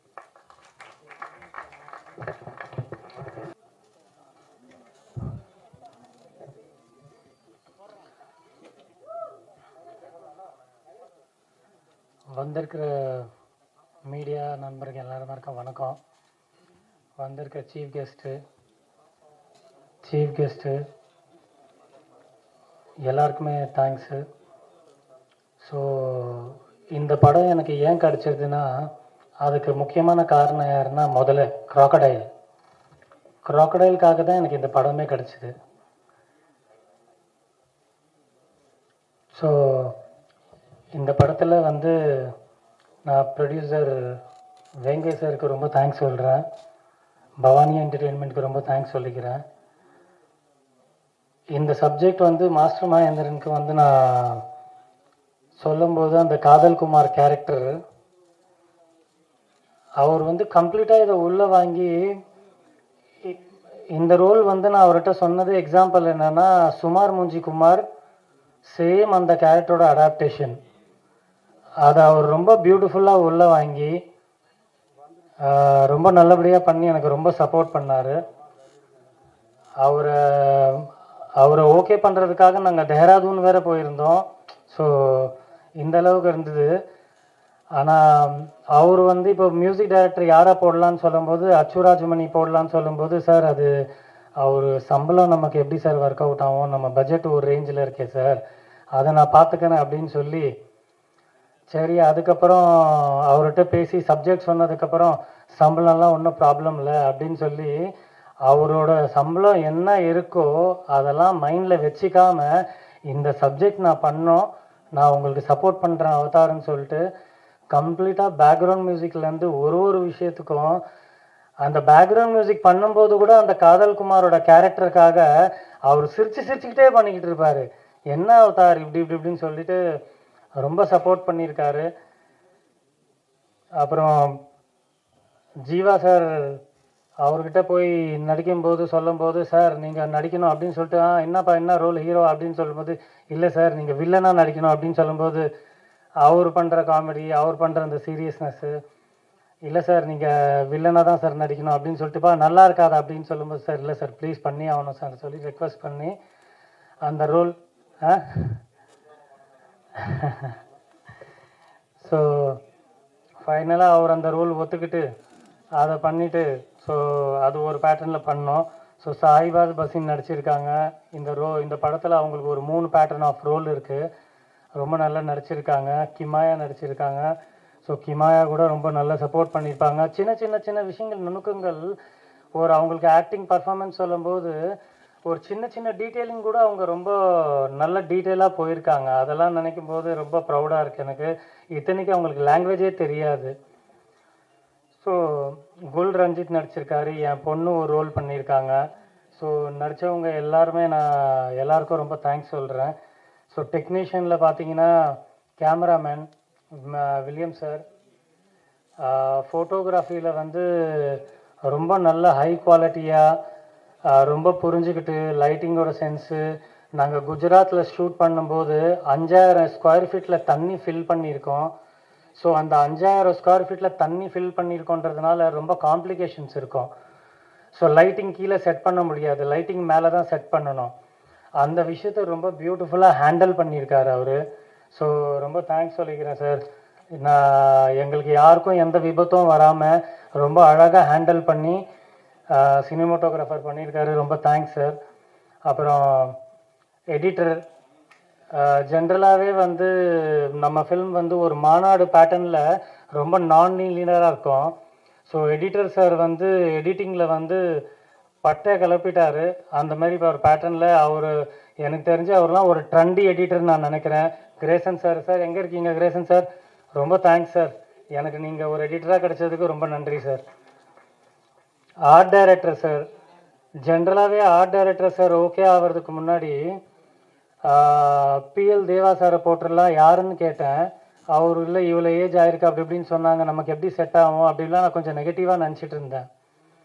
ஆனால் அவர் உள்ளே வந்ததுக்கப்புறம் அவரோட ஏஜ் தான் எங்களை காப்பாற்றிச்சுன்றது நான் 100% அதை நம்புகிறேன். எங்களுக்கு முதல்ல வந்து நிறைய விதமாக ஸ்கெட்ச் போட்டு கொடுத்து முதல்ல வந்து விதவிதமாக செஞ்சு கொடுத்து ரப்பரில் ஃபைபரில் இந்த மாதிரி கிட்டத்தட்ட நாங்கள் ஒரு 20 முதலையே டம்மியாக செஞ்சுருக்கோம். மிஷின் இந்த மாதிரி எல்லாத்துலேயும் கூட இருந்து ஸ்பாட்டில் ஏதாவது ஃப்ரேமில் எதுவும் பின்னாடி இல்லைன்னா கூட கேமராமேன் சார் பார்க்கும்போது ஒரு 5 to 10 மினிட்ஸில் சூப்பராக அதை செட் பண்ணி விட்ருவார். ரொம்ப தேங்க்ஸ் சார். உங்களால் நாங்கள் ரொம்ப பெருசாக தப்பிச்சிருக்கோம் சார். ஸோ இந்த படத்தை வந்து கொஞ்சம் ஓரளவுக்கு பெரிய ரேஞ்சுக்கு ஆக்குனதும் ஆர்ட் டைரக்டரை நம்ம சொல்லிக்கலாம். Fight master Michael miracle sir, அப்புறம் பில்டப் ரவி 2 பேர் ஃபைட் மாஸ்டராக பண்ணியிருக்காங்க. பட் மைக்கேல் மிராக்கல் சார் வந்து நமக்கு முதல்ல போர்ஷன் வந்து நமக்கு பில்டப் ரவி பண்ணியிருக்காரு. ரொம்ப ஷார்ட் டைமில் அவரை ரொம்ப அழகாக புரிஞ்சுக்கிட்டு என்னோட பாதி ப்ரெஷர் அவர் தான் மேலே எடுத்துக்கிட்டு மாஸ்டர் மகேந்திரன் ஹீரோ எப்படி உல்ட்டா தொங்குறது அவரை ரொம்ப சேஃப்டியாக ஹேண்டில் பண்ணி முதல் போர்ஷன்ஸ்லாம் ரொம்ப வெரைட்டியாக பண்ணி ரொம்ப இதை வந்து ஒரு பெரிய படமாக ஆக்கி கொடுத்துருக்காரு. ரொம்ப நன்றி sir. Buildup Ravi sir. Michael miracle sir வந்து முதல் போர்ஷன் இல்லாமல் மற்ற போர்ஷன் பண்ணியிருக்காரு. அவர்கிட்ட வந்து நான் என்ன சொன்னேன்னா, அவர் பண்ணுற ஒரு ஃபைட்டில் வந்து மாஸ்டர் மகேந்திரன் வந்து யாரையும் அடிக்கக்கூடாது, ஆனால் இது சூப்பர் ஆக்ஷன் பிளாக்காக இருக்கணும், கிட்டத்தட்ட ஒரு ஜாக்கி சேன் சாரோட நம்ம ரெஃபரன்ஸாக எடுத்துக்கலாம் அப்படின்னு சொல்லி சொன்னேன். படம் பார்த்ததுக்கப்புறம் நம்ம சர்க்கிளில் இருக்கிறவங்க என்கிட்ட சொல்கிறாங்க, இந்த ஃபைட் அப்படியே ஜாக்கி சேன் மாதிரி இருக்குது. ஸோ அவருக்கும் நான் தேங்க்ஸ் சொல்கிறேன். அவர் நான் என்னென்ன மனசில் நினச்சேனோ அதுக்கேற்ற மாதிரி பண்ணார். ஸோ நம்ம கோ டைரக்டர் ராமச்சந்திரன் இந்த படத்துக்காக ரொம்ப உழைச்சிருக்காரு. குஜராத் ஷெட்யூலில் ரொம்ப கொஞ்சம் ஊந்து கொஞ்சம் அவருக்கெல்லாம் கொஞ்சம் இன்ஜர் ஆகி இந்த மாதிரி ரொம்ப டெக்னிக்கலாக ஹெல்ப் பண்ணியிருக்காரு. நம்ம கோ ரைட்டர் பிரபாகர் சார், அவருக்கு நான் நன்றி சொல்லிக்கிறேன். சேதுபதி சார், இந்த பாட்டை அவர் பாடினதுனால என்னோட முதல் படம், அவர் இந்த பாட்டு பாடினதுனால எனக்கு ஒரு பாக்கியமாக நான் இதை நினைக்கிறேன். என் ஃபஸ்ட்டு படத்தில் அவர் பாட்டு பாடியிருக்காரு. ஸோ அந்த பாட்டு ரொம்ப நல்லா வரணும், நல்லா ஹிட் ஆகணும். உங்கள் எல்லாருக்கிட்டையும் ரெக்வஸ்ட் பண்ணிக்கிறேன். நிமிர்ந்து நில் அந்த பாட்டு சொர்க்கோ கருணாநிதி சார் எழுதியிருக்காரு. அந்த லிரிக்ஸ் கேட்ட உடனே மியூசிக் டைரக்டர் வந்து யார் எழுதுனாங்க, லிரிக்ஸ் ரொம்ப டச்சிங்காக இருக்குது, எனக்கே உறுத்துது. ஸோ எனக்கு என்ன ஒரு நம்பிக்கை இருக்குன்னா, இந்த நிமிர்ந்து நில் சாங் வந்து நிறைய பொண்ணுங்களுக்கு வந்து உள்ள ஒரு கான்ஃபிடென்ஸ் லெவல் கொடுக்கும்.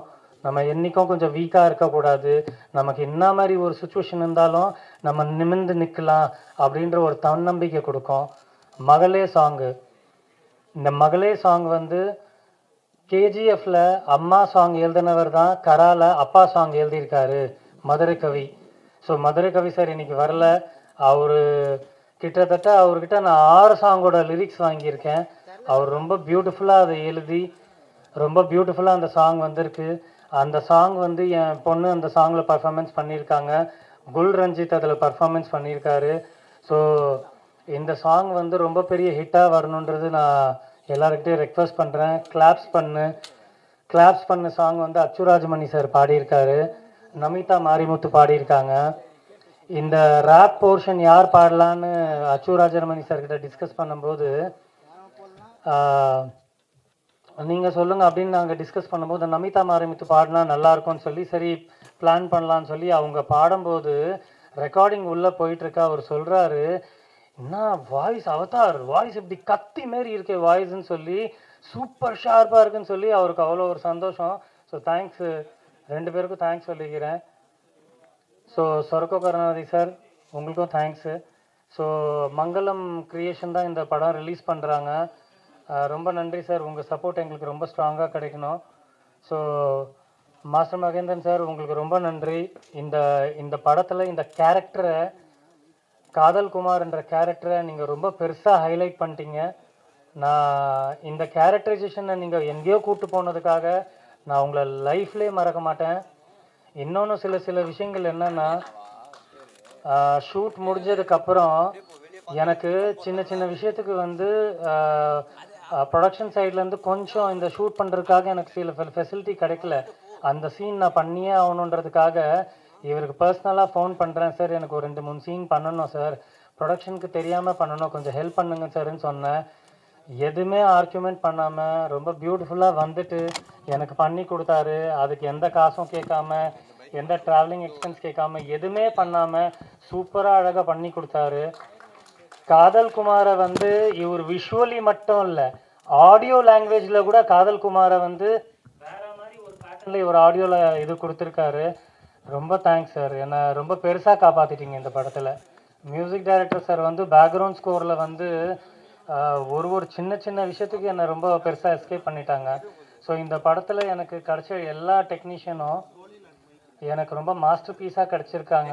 என் உணர்வு, என் எமோஷன்ஸை ரொம்ப எக்ஸ்ட்ராடினரியாக என்னை புரிஞ்சுக்கிட்டாங்க.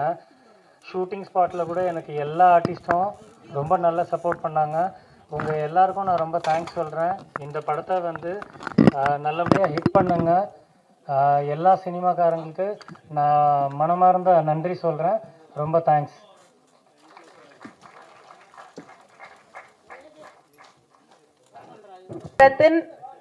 ஆடியோ லான்ச் இப்போ நடக்க இருக்கிறது. மே 15 அன்னைக்கு நடக்கிற வெளியிடுற இந்த மூவியை நீங்க எல்லாரும் பார்த்து சப்போர்ட் பண்ணும் அப்படின்னு சொல்லி கேட்டுக்கொள்கிறேன்.